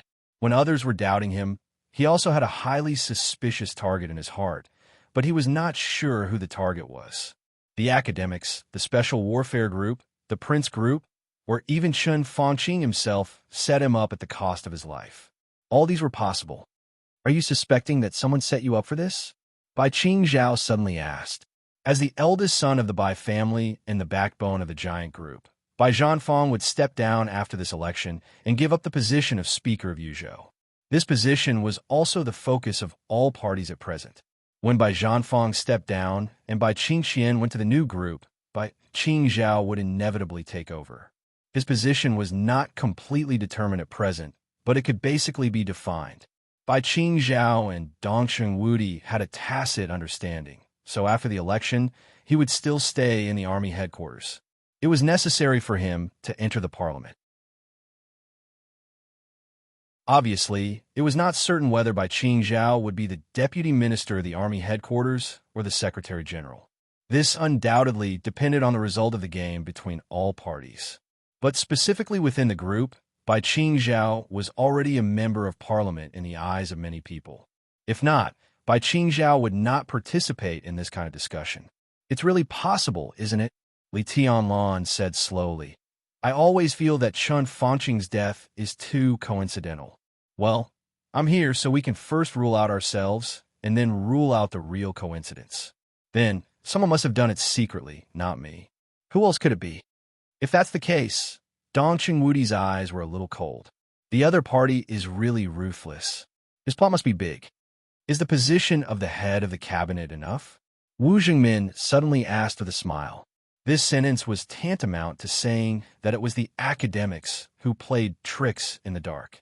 Killing Chen Fanqing and framing the new group made the new group suffer a major setback. It had to compromise on some key issues and support Hua Zhengyang to take over. At present, this was undoubtedly the most critical issue. President Zhou Mulin recalled Li Huaqing and finally shook his head slightly. He doesn't look like a person who can do this kind of thing. Neither does Hua Zhengyang. Zhou Mulin could be said to be the most low-key of the directors in Zhongzhou State. Even Zhou Yinhai, who had the weakest sense of existence, was more high-profile than him. Since Dongsheng Wudi became a director 5 years ago, Zhou Mulin basically lived an early retirement life, except for speaking out on some major issues. Although the old man kept a low profile, he was very accurate in judging people all his life and almost never made a mistake. His words at this time obviously did not agree with Wu Zhengmin's inference. Guo Wentian? Bai Zhanfang suddenly asked. He has the motive to do it, but he may not have the strength. Dongsheng Wudi shook his head. I heard that Guo Wentian spent some time alone with Chen Fanqing yesterday. The Prince Group is in a bad situation now. Chen Fanqing's death is easier to unite them against the common enemy. Bai Qingzhao said thoughtfully. What about Chen Fanqing himself? Li Tianlon suddenly said. Dongsheng Wudi was stunned. Everyone was stunned. You mean? Suicide? Dongsheng Wudi asked in a low voice. The study fell into silence. Everyone was thinking about this possibility. Chen Fanqing is not a good person, Li Tianlan said blandly. But if he is a responsible prime minister, no one can refute it.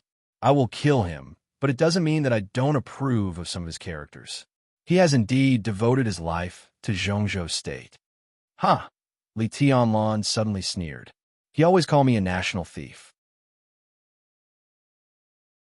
When he was at the end of his rope and in a desperate situation, he used his own life as the last bargaining chip to curb the development of the new group when he was unable to struggle. Isn't that his character? There was silence. After a long time, Zhan Fong sighed softly.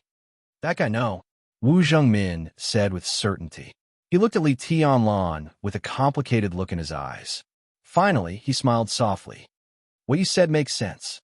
He is indeed devoted to Zhongzhou state, but it is also because of this that Chen Fanqing is the least likely to commit suicide.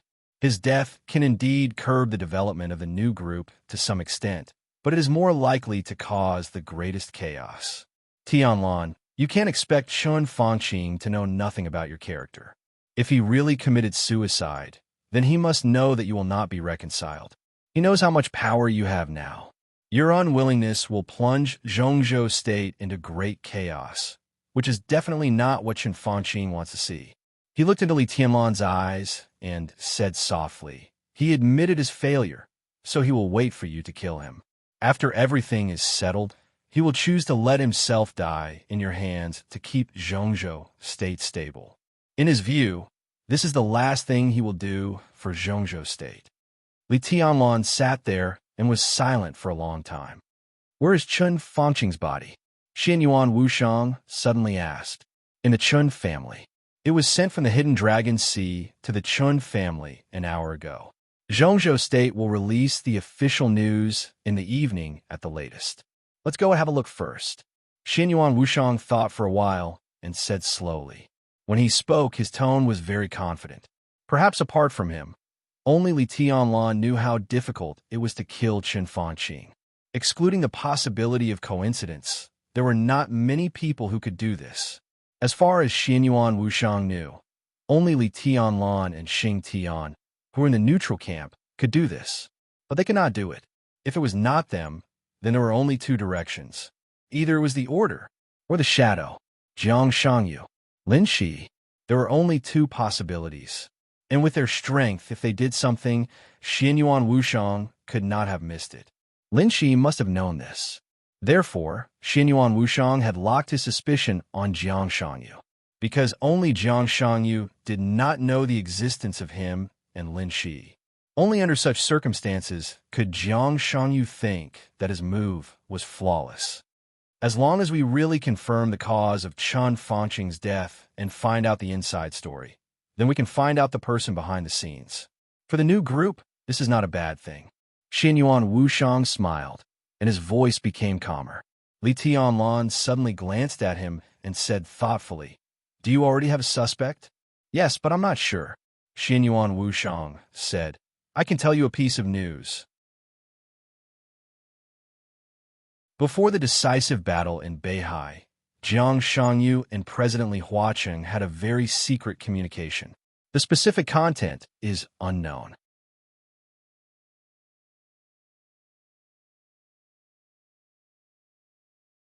Chapter 1082. Li Huacheng, Jiang Shangyu. Either of these two people was enough to attract the absolute attention of everyone present.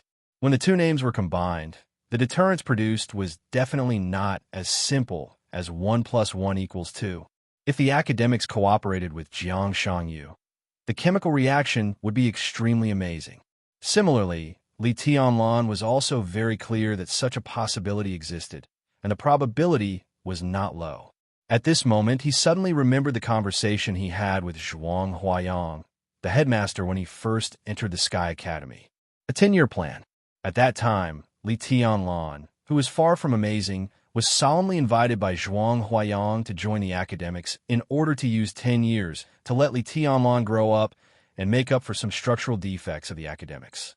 The academics' shortcomings were not only that it had a short time to rise and did not establish close ties with some retired but influential old people. They also had a huge lack of voice in the Dark World and the Special Warfare system. In this respect, it was indispensable within any group. What do the Special Warfare system and the Dark World mean?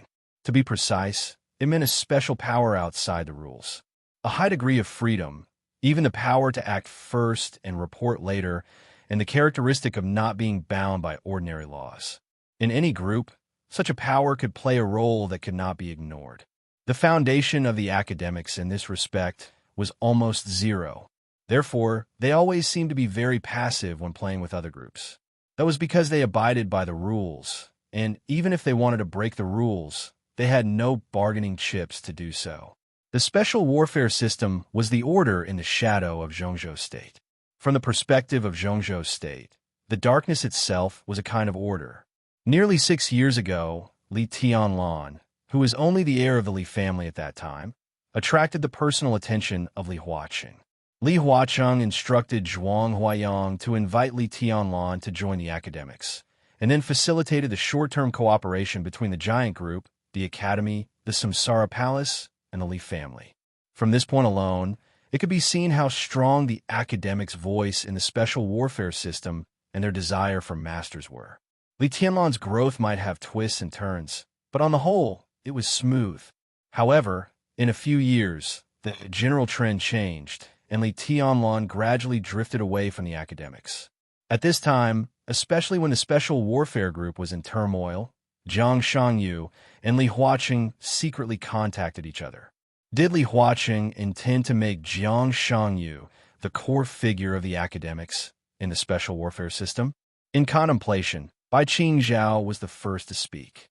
His tone was a little doubtful, but it was relatively soft. Mr. Xianyuan, you also said that this is a secret contact between the president and Jiang Shangyu. May I ask how you know about this? Xianyuan Wushang looked at Li Tianlan. Li Tianlan nodded slightly, indicating that everyone present could be absolutely trusted.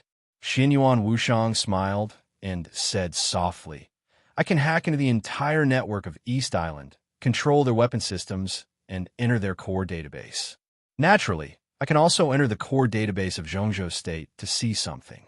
In fact, although the network protection of Zhongzhou State is much more advanced than that of East Island, there is no qualitative change. I checked Li Huaqing's communication record and saw the conversation between him and Jiang Shangyu. The time was 26 minutes. Starting from this point, it's easy for me to investigate something. The only pity is that I don't know what exactly they talked about. There was dead silence in the study. 2 seconds later, Dongqing Wudi suddenly stood up and stared at Xianyuan Wushang with burning eyes. Everyone looked at his seemingly harmless, smiling face. A dog that bites doesn't bark. Although there was something wrong with this description, they all had the same thought in their minds. Dongqing Wudi looked at the fat man in front of him seriously, as if he wanted to record his appearance in his mind. The way he looked at Xianyuan Wushang was strange and complicated. It was as if he was looking at a devil, an angel, or a nuclear bomb that could destroy the entire world, or something else. He could freely hack into the core database of Zhongzhou State and East Island, freely tamper with all the communications of the country, and freely control all the weapon systems. What did this mean? It was clear just by looking at East Island the night before. If what Xianyuan Wushang said was true. No, what he said was true. The 3 fleets of Murderous Bird, Giant Whale, and Black Dragon had now been incorporated by the Zhongzhou State Navy. For this matter, Dongqing Wudi talked with Li Huaqing for a long time. Although this matter hadn't been discussed in a parliamentary meeting, the general direction had been confirmed. These 3 fleets would be incorporated into the South Sea Fleet and become the strength of the new group in the Navy. The 3 fleets would be merged into an aircraft carrier fleet, and Li Tianlan would personally appoint the commander and be awarded the rank of lieutenant general. The 3 fleets and the slow response of East Island for a whole night were the embodiment of Xianyuan Wushang's real strength. Except for the fat man in front of him, no one knew what happened in East Island that night. In that state, East Island was in a state of war. All the communications were interacting with each other at a high frequency. The imperial family, the cabinet, the army ministry, all the major martial arts schools, the rear of East Island, the front of Beihai, the special warfare system, countless departments, and countless people were exchanging information at any time. In such a highly vigilant situation, Xianyuan Wushang easily got the control of all the weapon systems in East Island and controlled all the communication networks.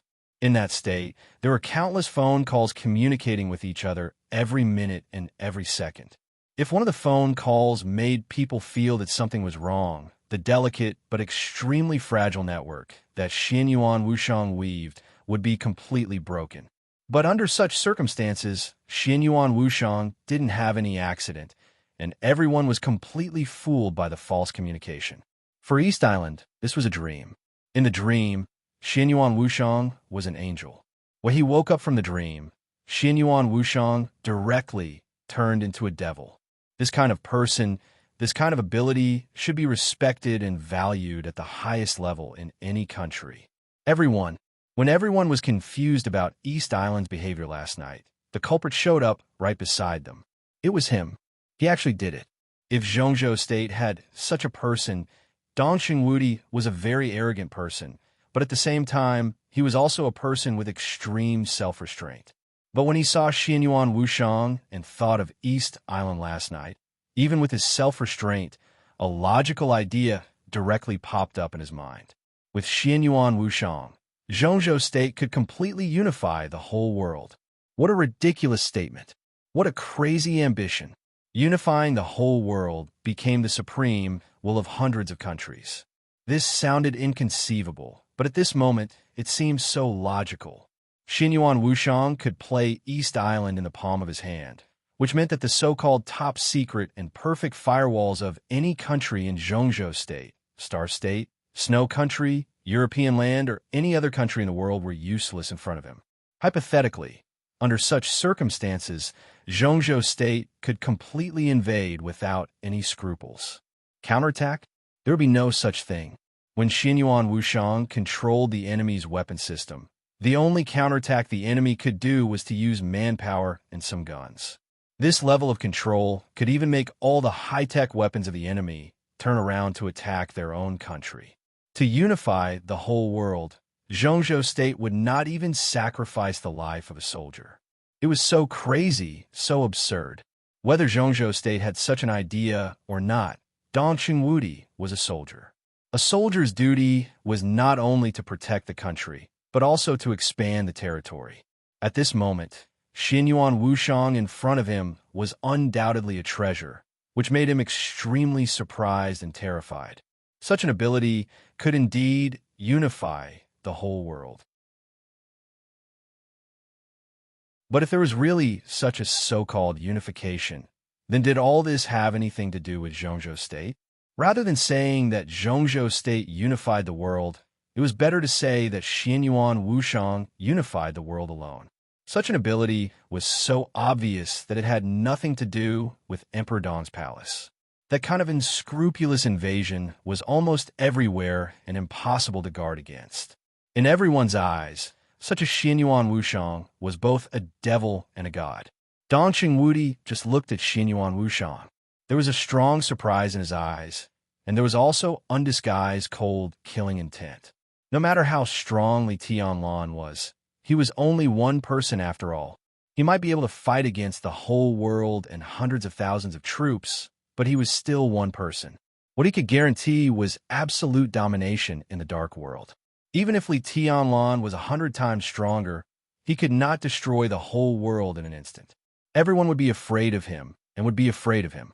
The world could accommodate Li Tianlan.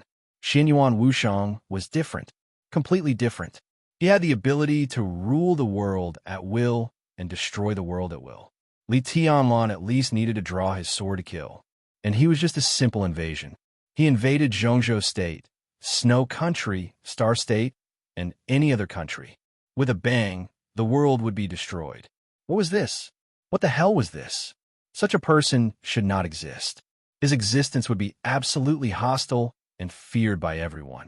If such a person's ability was exposed, the whole world would kill him at all costs, including Zhongzhou State.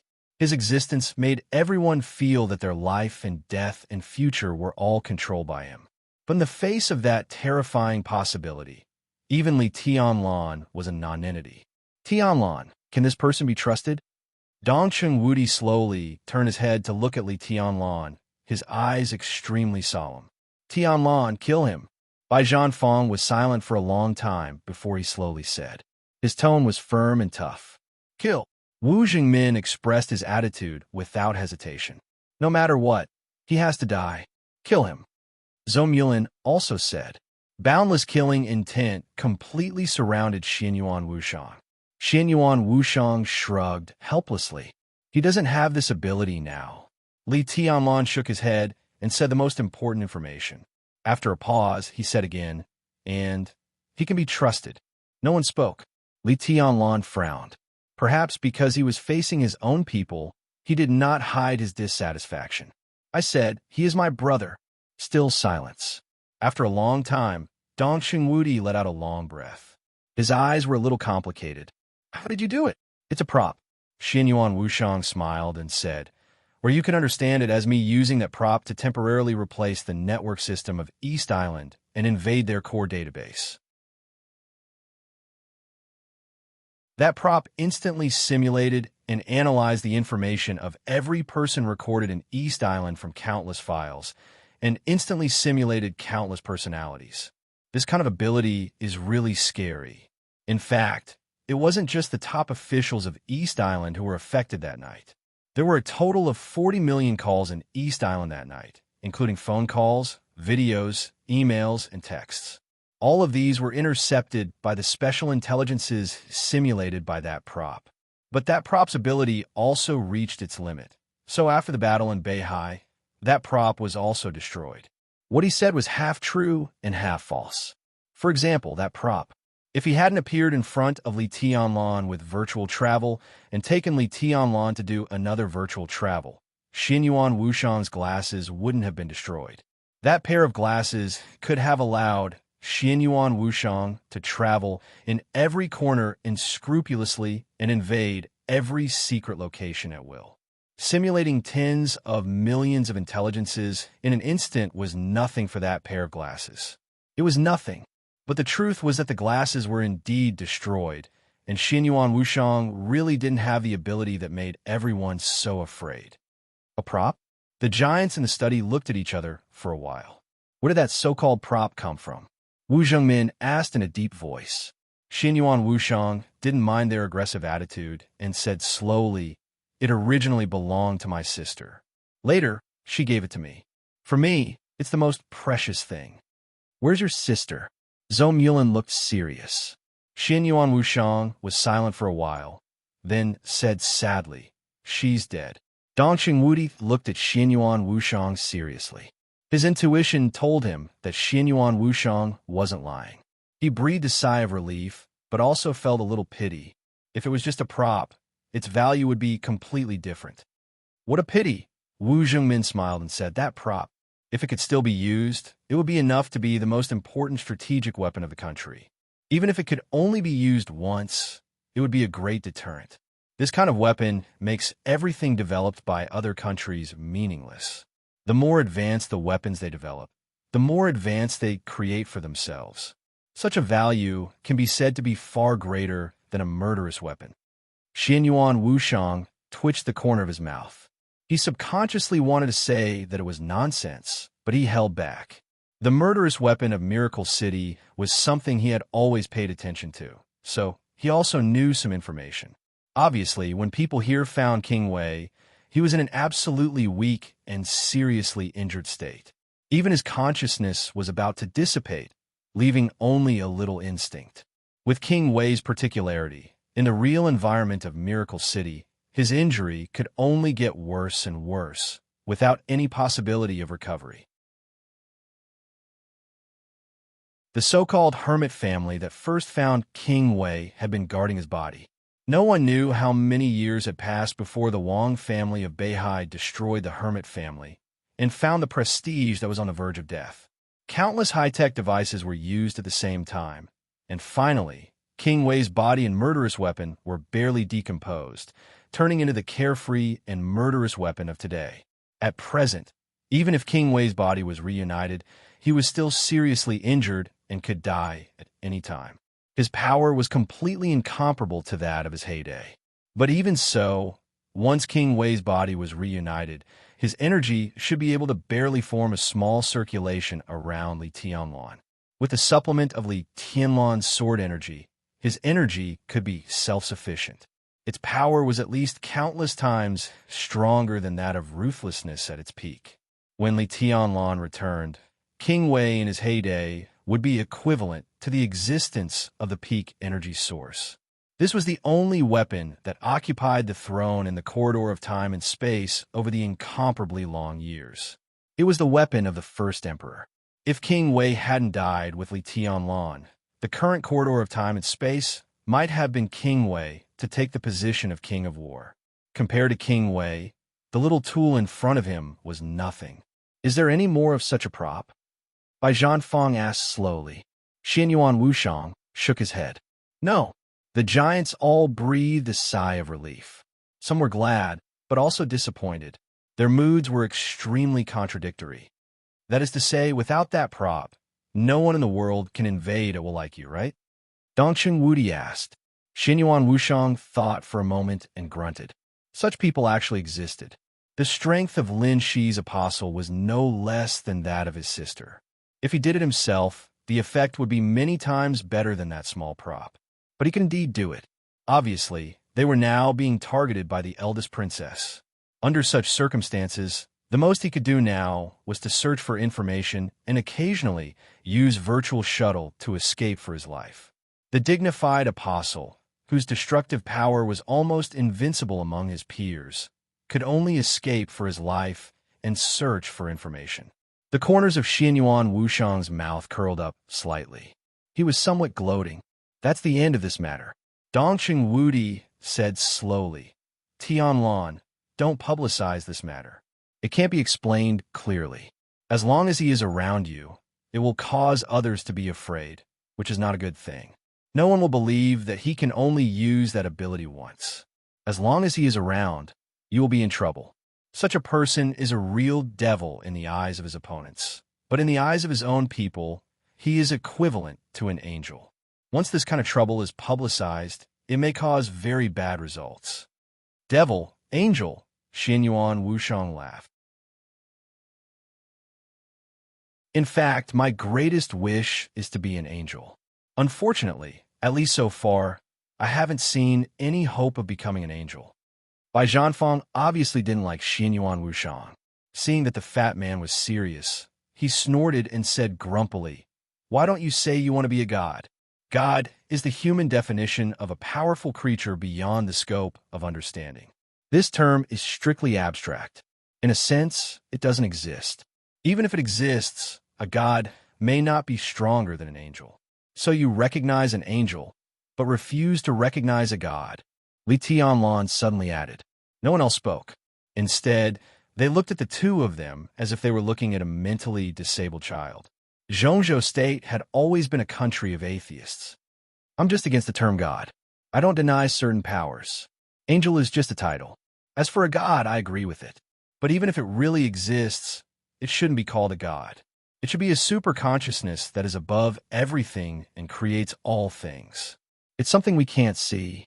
Specifically, we have another name for those who are like gods and have absolute power. It's about truth and irreplaceable. We call them. Xianyuan Wushang smiled and said softly, "Master."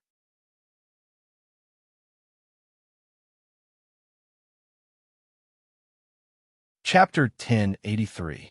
On the way to the Chen family, the vehicles that set off from a Bai family's manor formed a row of majestic motorcade. The cars chosen by Dongshang Wudi, Zhou Mulin, Bai Zhanfang, and Wu Zhongmin were all black flags specially made for leaders in Zhongzhou State.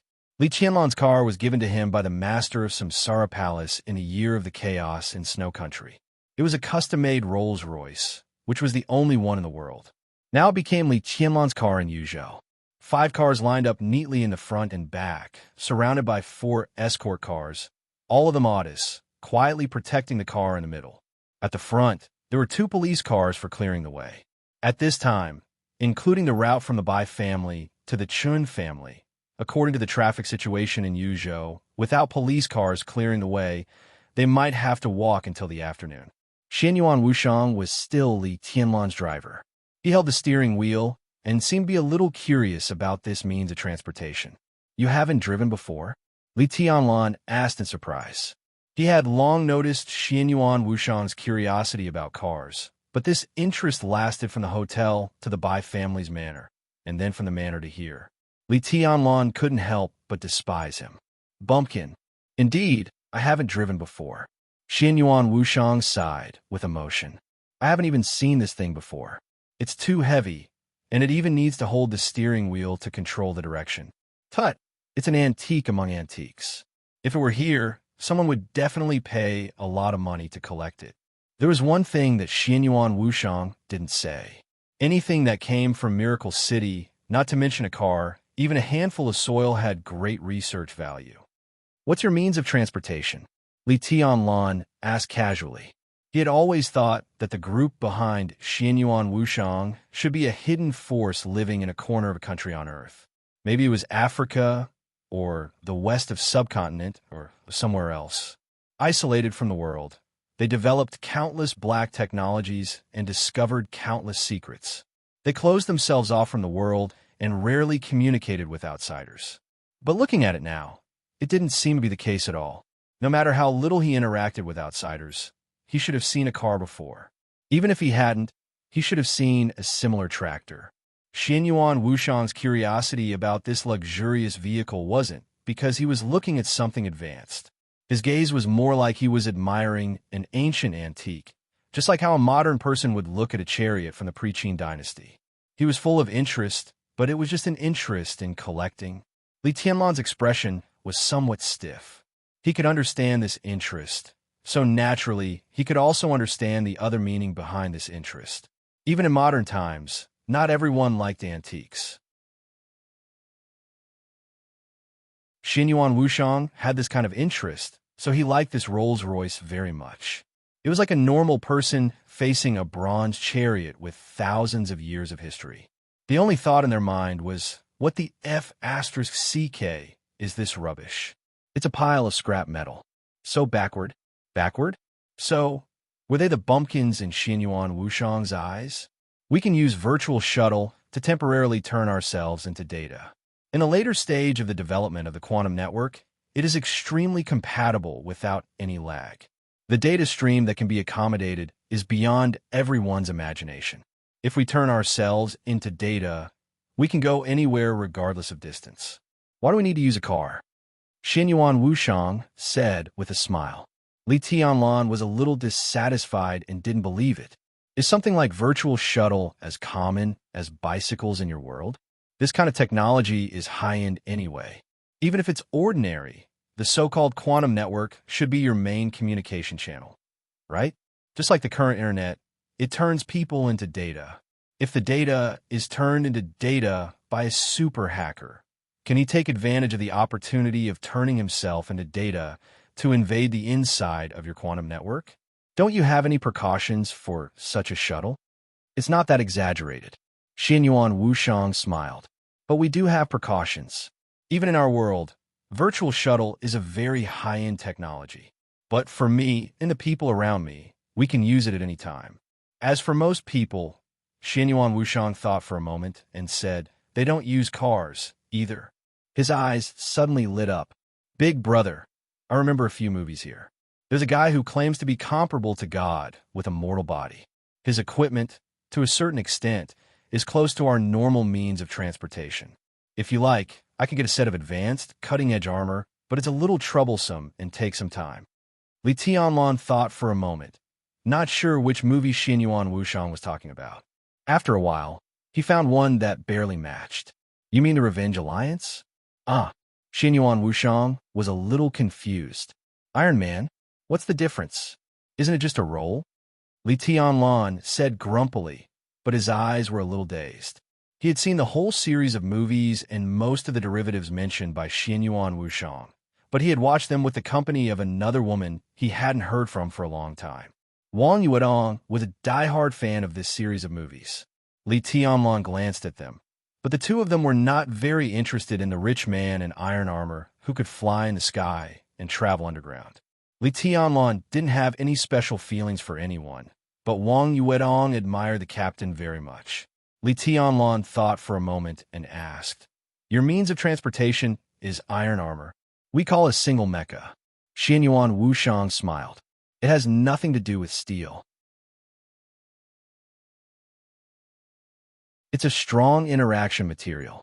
It can be used as a single person's means of transportation, and it can also be used to arm a small elite army for battle. Well, this kind of thing, I don't think I can carry it." He thought about it seriously and confirmed his idea again. Only a few super-large elite legions would be able to mass-produce individual mechas made of materials with strong interaction forces, making them look like normal equipment. However, even in the space-time corridor, this material was a strategic large-scale military resource. It was a strategic material that could be used for many purposes. All of them were made of protons and neutrons that were completely locked together by strong interaction forces. The surface was absolutely smooth, the temperature was at absolute zero, and it would reflect all electromagnetic waves. Its surface was indestructible, and it had an absolutely strong bearing capacity that far surpassed nanotechnology. This material was not only used to make individual mechas, but it was also one of the main materials used to seal the stars. And the so-called sealing a star, from the perspective of the people on Earth, was the so-called celestial giant structure project. To put it simply, it was the Dyson sphere in the concept of the people here. According to Xianyuan Wushang's understanding of Miracle City, there was currently nothing in any country in the world that could cause the slightest damage to such a mecha. Of course, this so-called nothing didn't include the complete King Wei. If such a mecha was the military version of the time corridor, it was usually equipped with a warp speed engine, image memory system, super thinking system, all-around arm control system, energy conversion resonance system, force field control system, infrasound weapon system, dark matter cannon, and the conventional version of the Star Destroyer cannon. This also meant that such a mecha didn't even need to be operated in the internal space. In the state of super thinking, just the mecha itself could carry out long-distance, superluminal cruising and fixed-point teleportation. With the current level of development on Earth, even if Earth developed for 1,000 years, it would still be impossible to face such a mecha alone. Such a mecha could easily penetrate the entire Earth in its absolute speed, as simple as a bullet piercing through a piece of tofu. And any of the weapons equipped on the mecha itself could directly destroy the surface of the entire Earth in just a few dozen seconds. Such a mecha, whether in the time corridor, the god of war's realm, or the human emperor's palace, had a unified name. The code name was Calamity. With Xianyuan Wushang's identity as the ninth prince and a member of the Pinnacle Palace in the time corridor, there was no problem at all for him to get a Calamity mecha. But the point was that if this thing didn't go through special treatment, it would be like a locator in Miracle City, attracting countless malicious eyes. He drove the car, his eyes flashing for a while, but he didn't say anything. Li Tianlong looked at him expressionlessly. "So, when you said you would give me a set just now, you're just making fun of me?" "No, I didn't." Xianyuan Wushang smiled. "I don't have the means to deal with those troublesome things. After all, I'm just a doctor. But I should be able to find someone to get a set for you. Of course, it should be a collectible without weapons and various systems, with only basic navigation capabilities. It's not troublesome." It was indeed not troublesome. He didn't have such a mecha, and neither did Xing Tian. But Lin Shi did. To be exact, it was the apostle next to Lin Shi who had one. He was one of the oldest apostles in the time corridor. If his sister hadn't died, even if he was stronger than him, there would be a limit. How many Calamity mechas did the apostles have? Judging from the size of his sister's army at that time, this type of Calamity grade, fully armed and equipped with different weapons to form a complete set of combat systems, in the hands of the apostles, would be counted in the hundreds of millions. That was the most conservative estimate. If it weren't for the restrictions of the real environment of Miracle City and the eyes of Princess Royal, when the apostles completely released their army, the number of Calamity Mechas alone would be more than the total population of Miracle City. And the number of his other armies would be dozens of times more than that. Omnipotent, omniscient, and omnipresent. As the pinnacle of the Order camp, this was the position that the human clan was currently at the limit of this path. It crushed everything at the same level, with the highest lethality and destruction. This was the apostle of destruction. It's not bad to get set to play with. Li Tianlan nodded and said. He wasn't very interested in the mecha himself. It only had basic navigation ability, which meant that it couldn't even be compared to the state in the movies, not to mention the complete state of the mecha. With Li Tianlan's current strength, his physical strength was completely endless. The second heart could support him to squander the power of his dual wind and thunder veins unscrupulously. If Li Tianlan rushed from Yuzhou to Tian in Xinyuan City at full speed, even without Ruthless, it would take him no more than 3 hours on foot. During this time, Li Tianlan even had time to smoke a few cigarettes.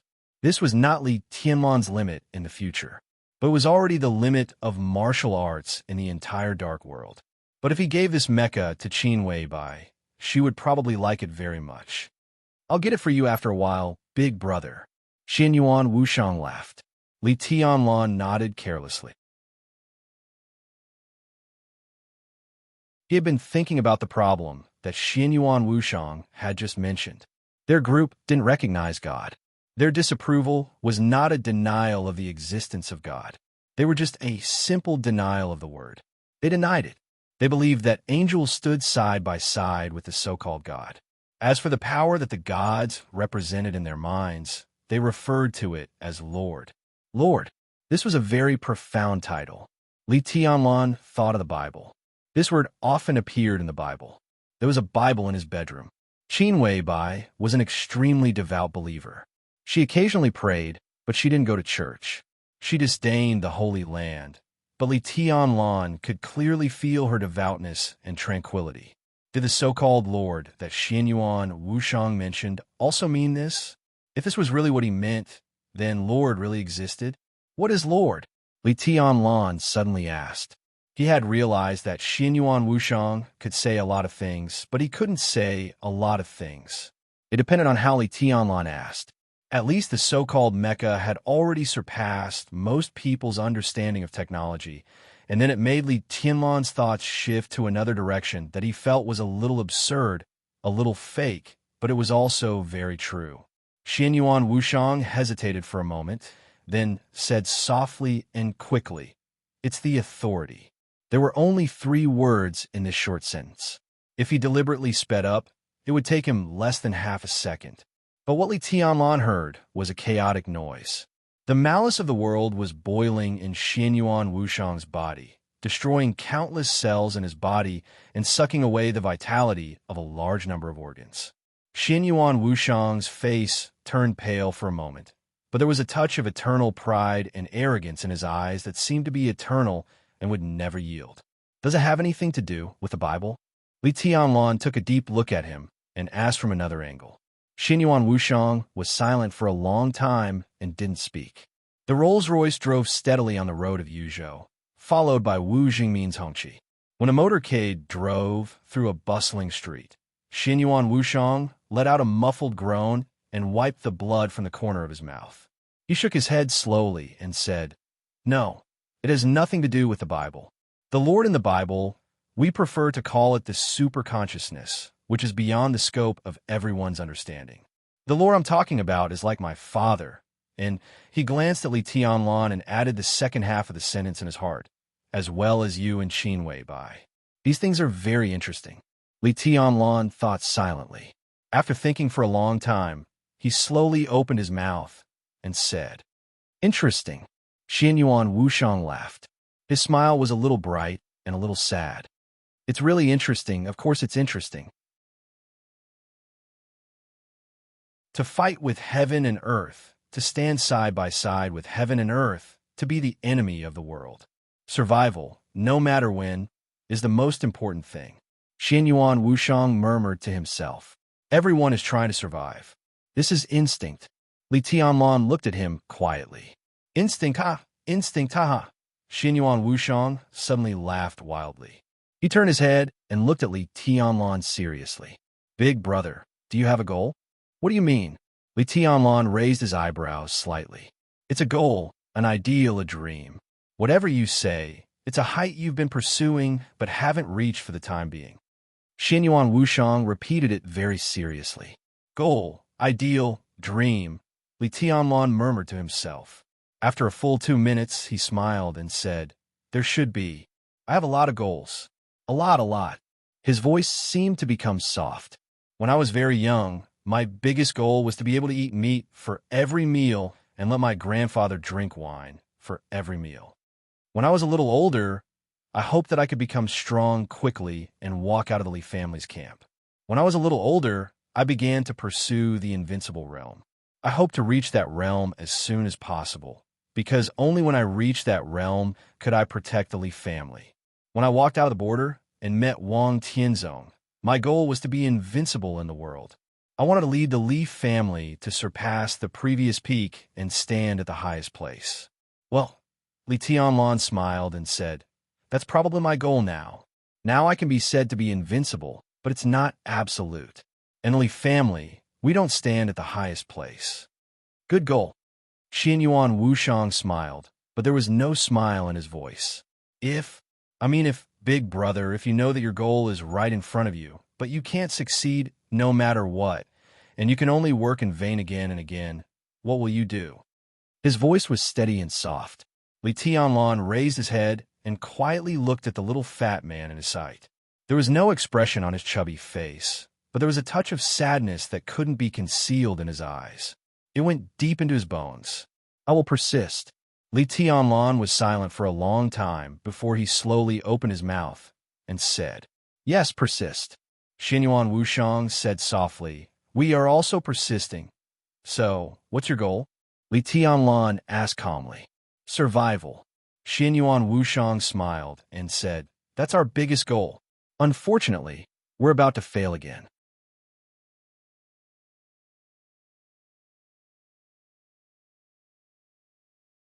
Chapter 1084. For the arrival of Li Tianlan and Dongxing Wudi. Although the Qin family tried their best to hide something, they still inadvertently showed strong hostility and great fear. The Qin family's residence was not too far from the city center. It was a Chinese-style garden covering an area of less than 20 acres. It used to be the mansion of a prime minister of the previous dynasty, which matched Chun Fangqing's identity. It was said that Chun Fangqing fell in love with it at first sight. When he was the deputy prime minister, he brought his family here and built the prime minister's mansion into an antique but modern and comfortable Yuan Lin. About 7 years ago, the mansion was bought by Haoyue Group for 1.2 billion yuan. With such an area, the history of the mansion, and the fact that it was in Yuzhou, the price was not too high, but Yuzhou did not suffer a loss. Chun Fangqing's body was currently parked in the main hall of the mansion.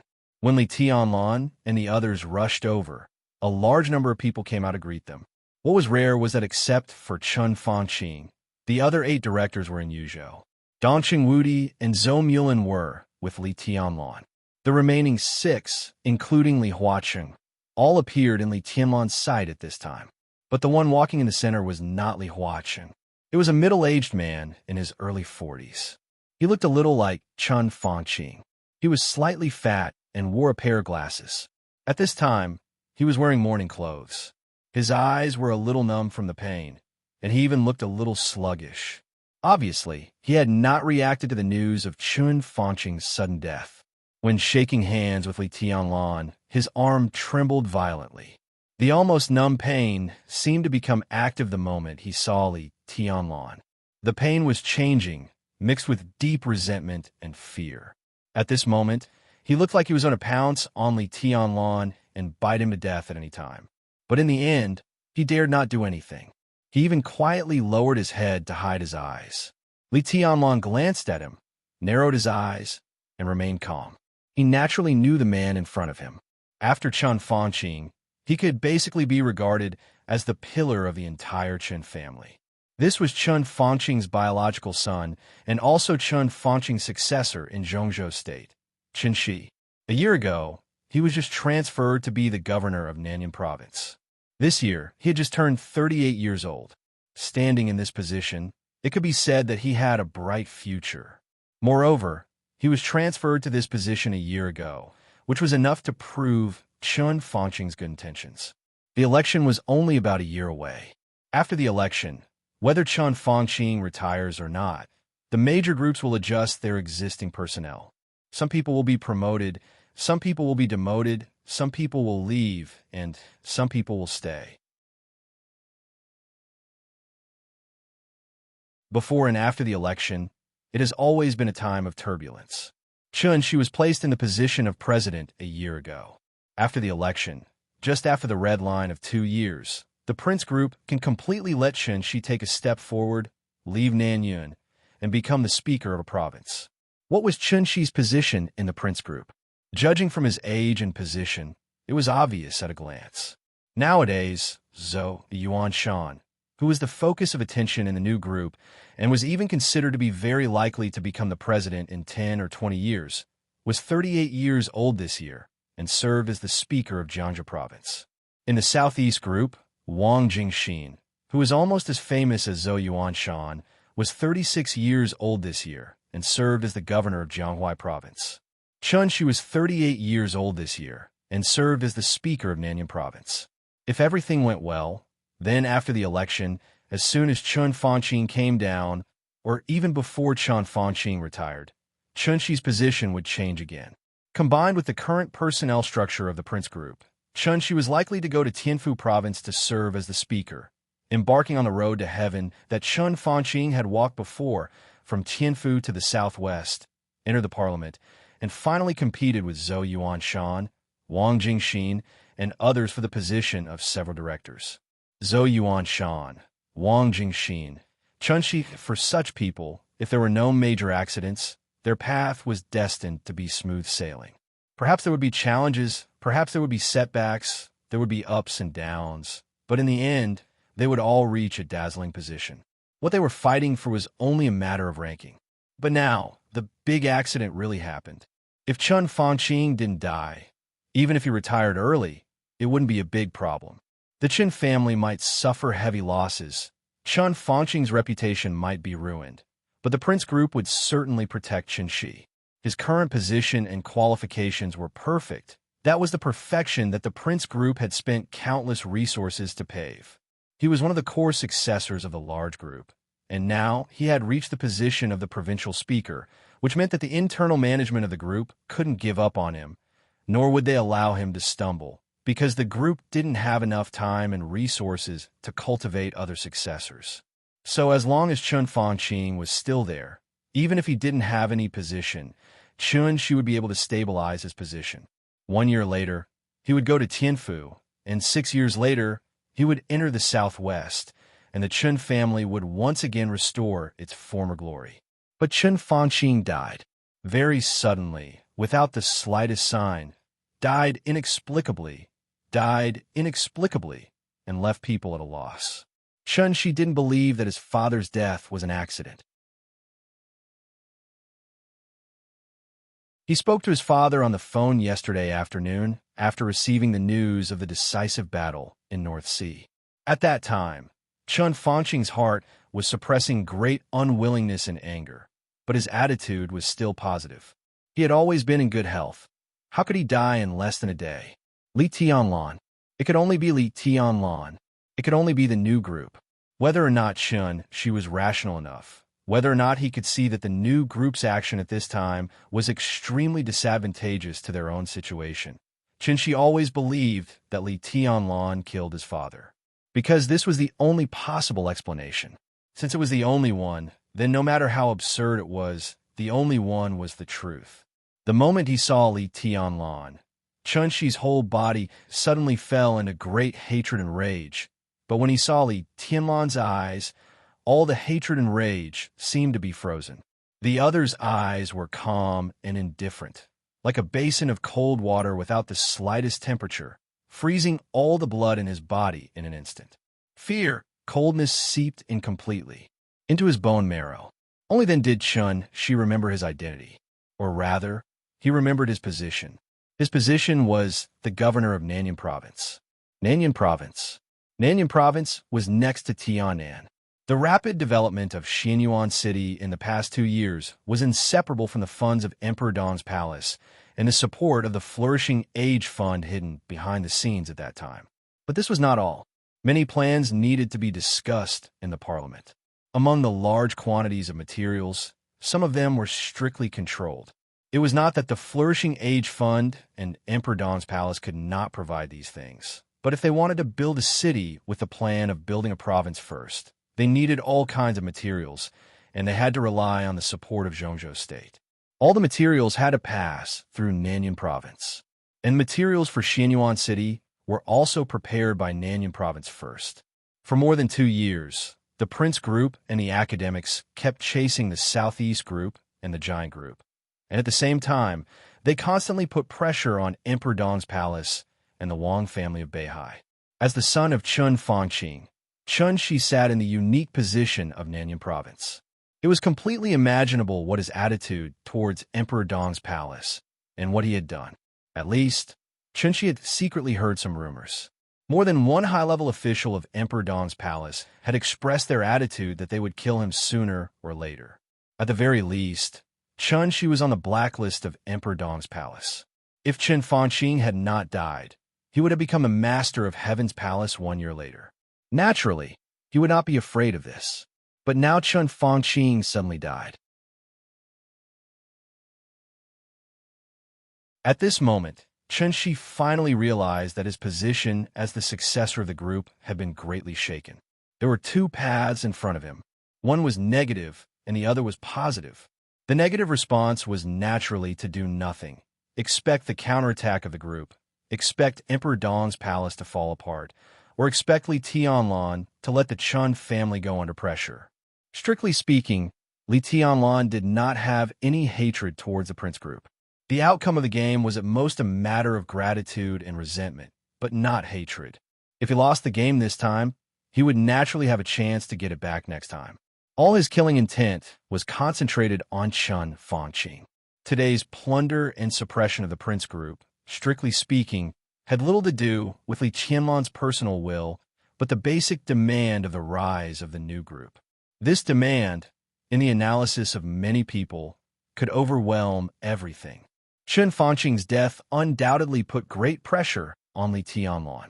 Perhaps under pressure, for the sake of the new group, he might not do anything to the Chen family. In this way, through the most difficult period, Shi thought that he could rely on his father's death to regain his footing. On this path, the only thing he could expect was that Li Tianlan would let the Chun family go because of the excessive pressure. The positive path was the complete opposite.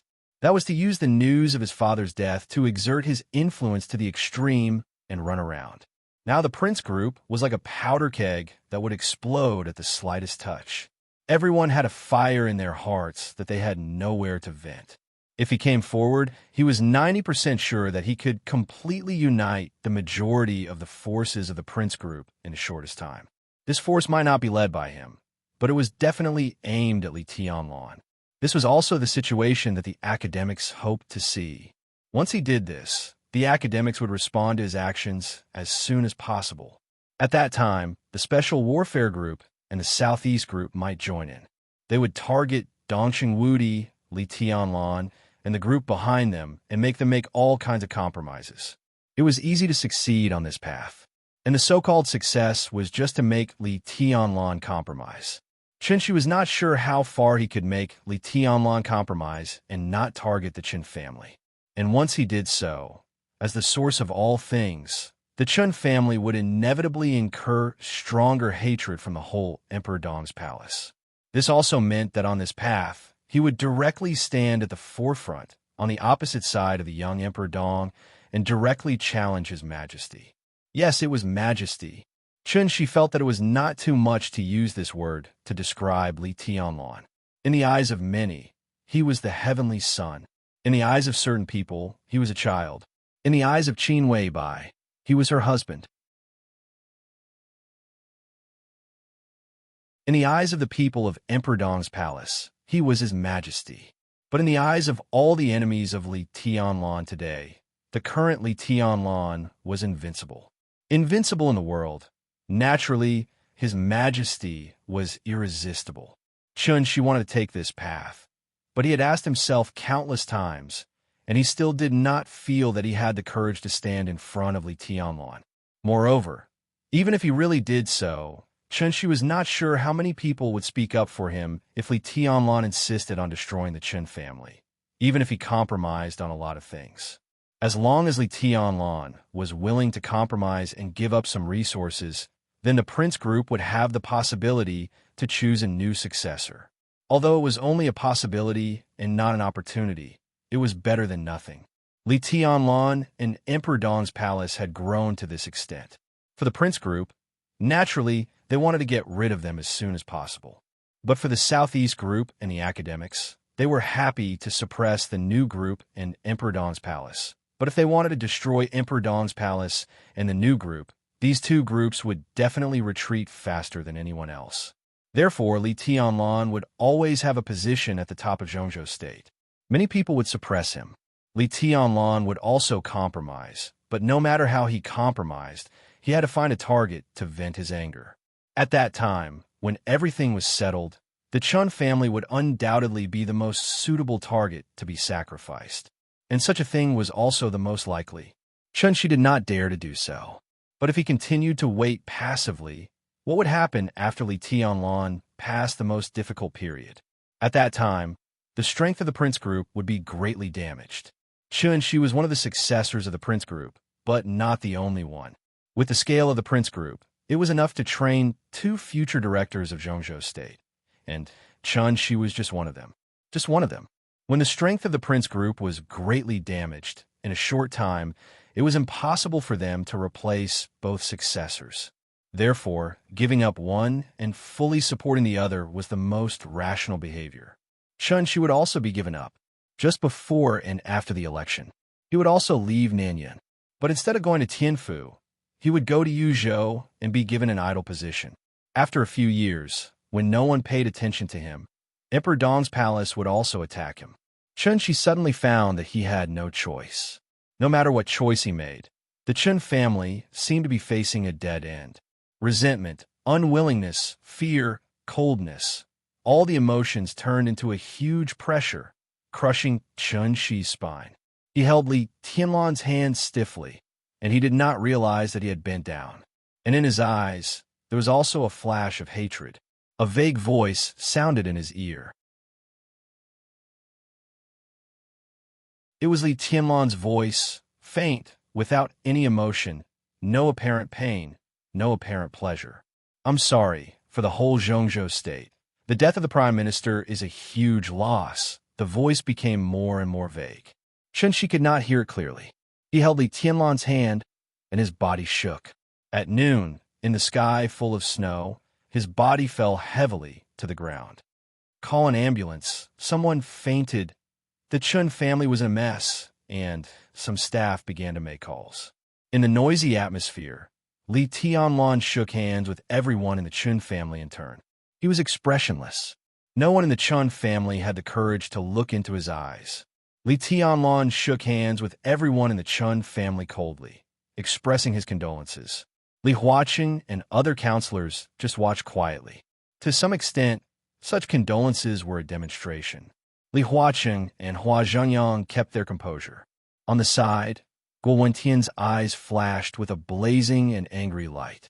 Zhou Yinhai kept his composure. Wan Qingyun and Ji Wenjiang's eyes flickered, and no one knew what they were thinking. Dongqing Wudi and Zhou Mulin walked in front of Li Tianlan calmly, as if they did not notice Li Tianlan's posture behind them. Until he shook hands with a nephew of Chun Fangqing, Li Tianlan casually shook his hand.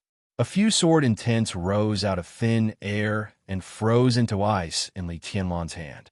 The water drops had been evaporated by the high temperature before they fell from his hand.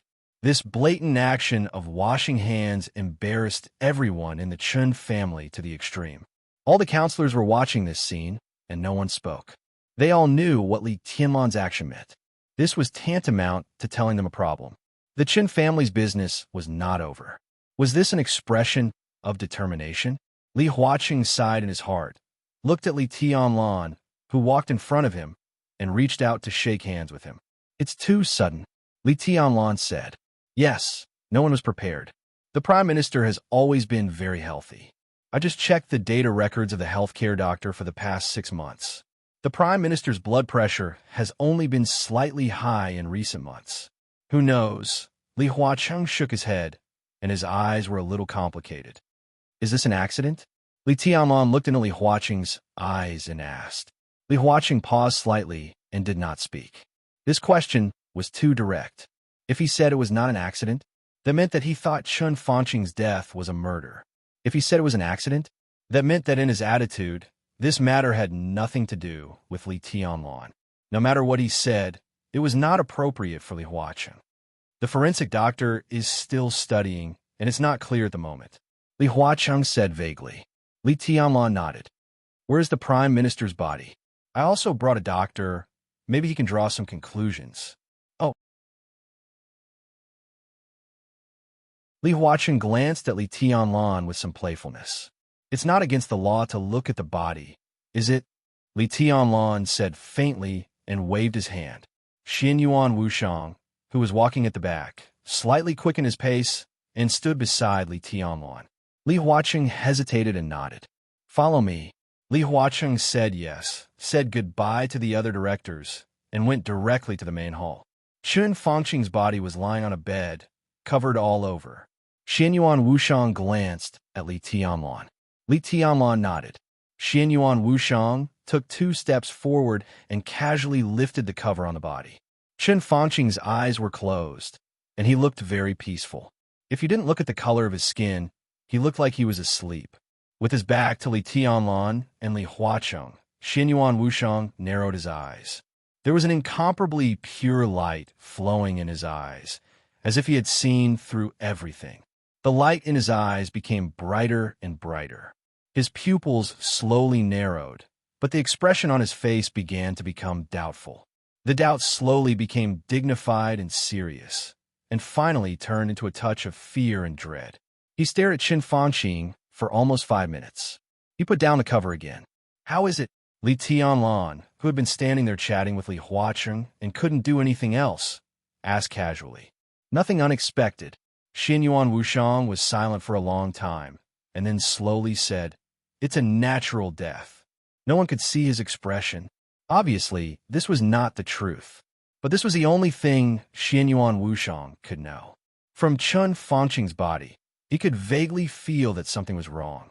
This feeling was vague, but his instinct told him that such a death was definitely not a normal death. But the problem was, Xianyuan Wushang knew that it was not a normal death, but he didn't know how abnormal it was. He didn't know at all. You're tuning into the Romance Rendezvous YouTube channel. We're so grateful for your support, and don't forget to subscribe to join us on this incredible journey through captivating stories. Your generosity through donations truly makes a world of difference, as it's the primary source of revenue that allows me to expand and enhance this channel for you. Thank you from the bottom of my heart for being a part of this adventure.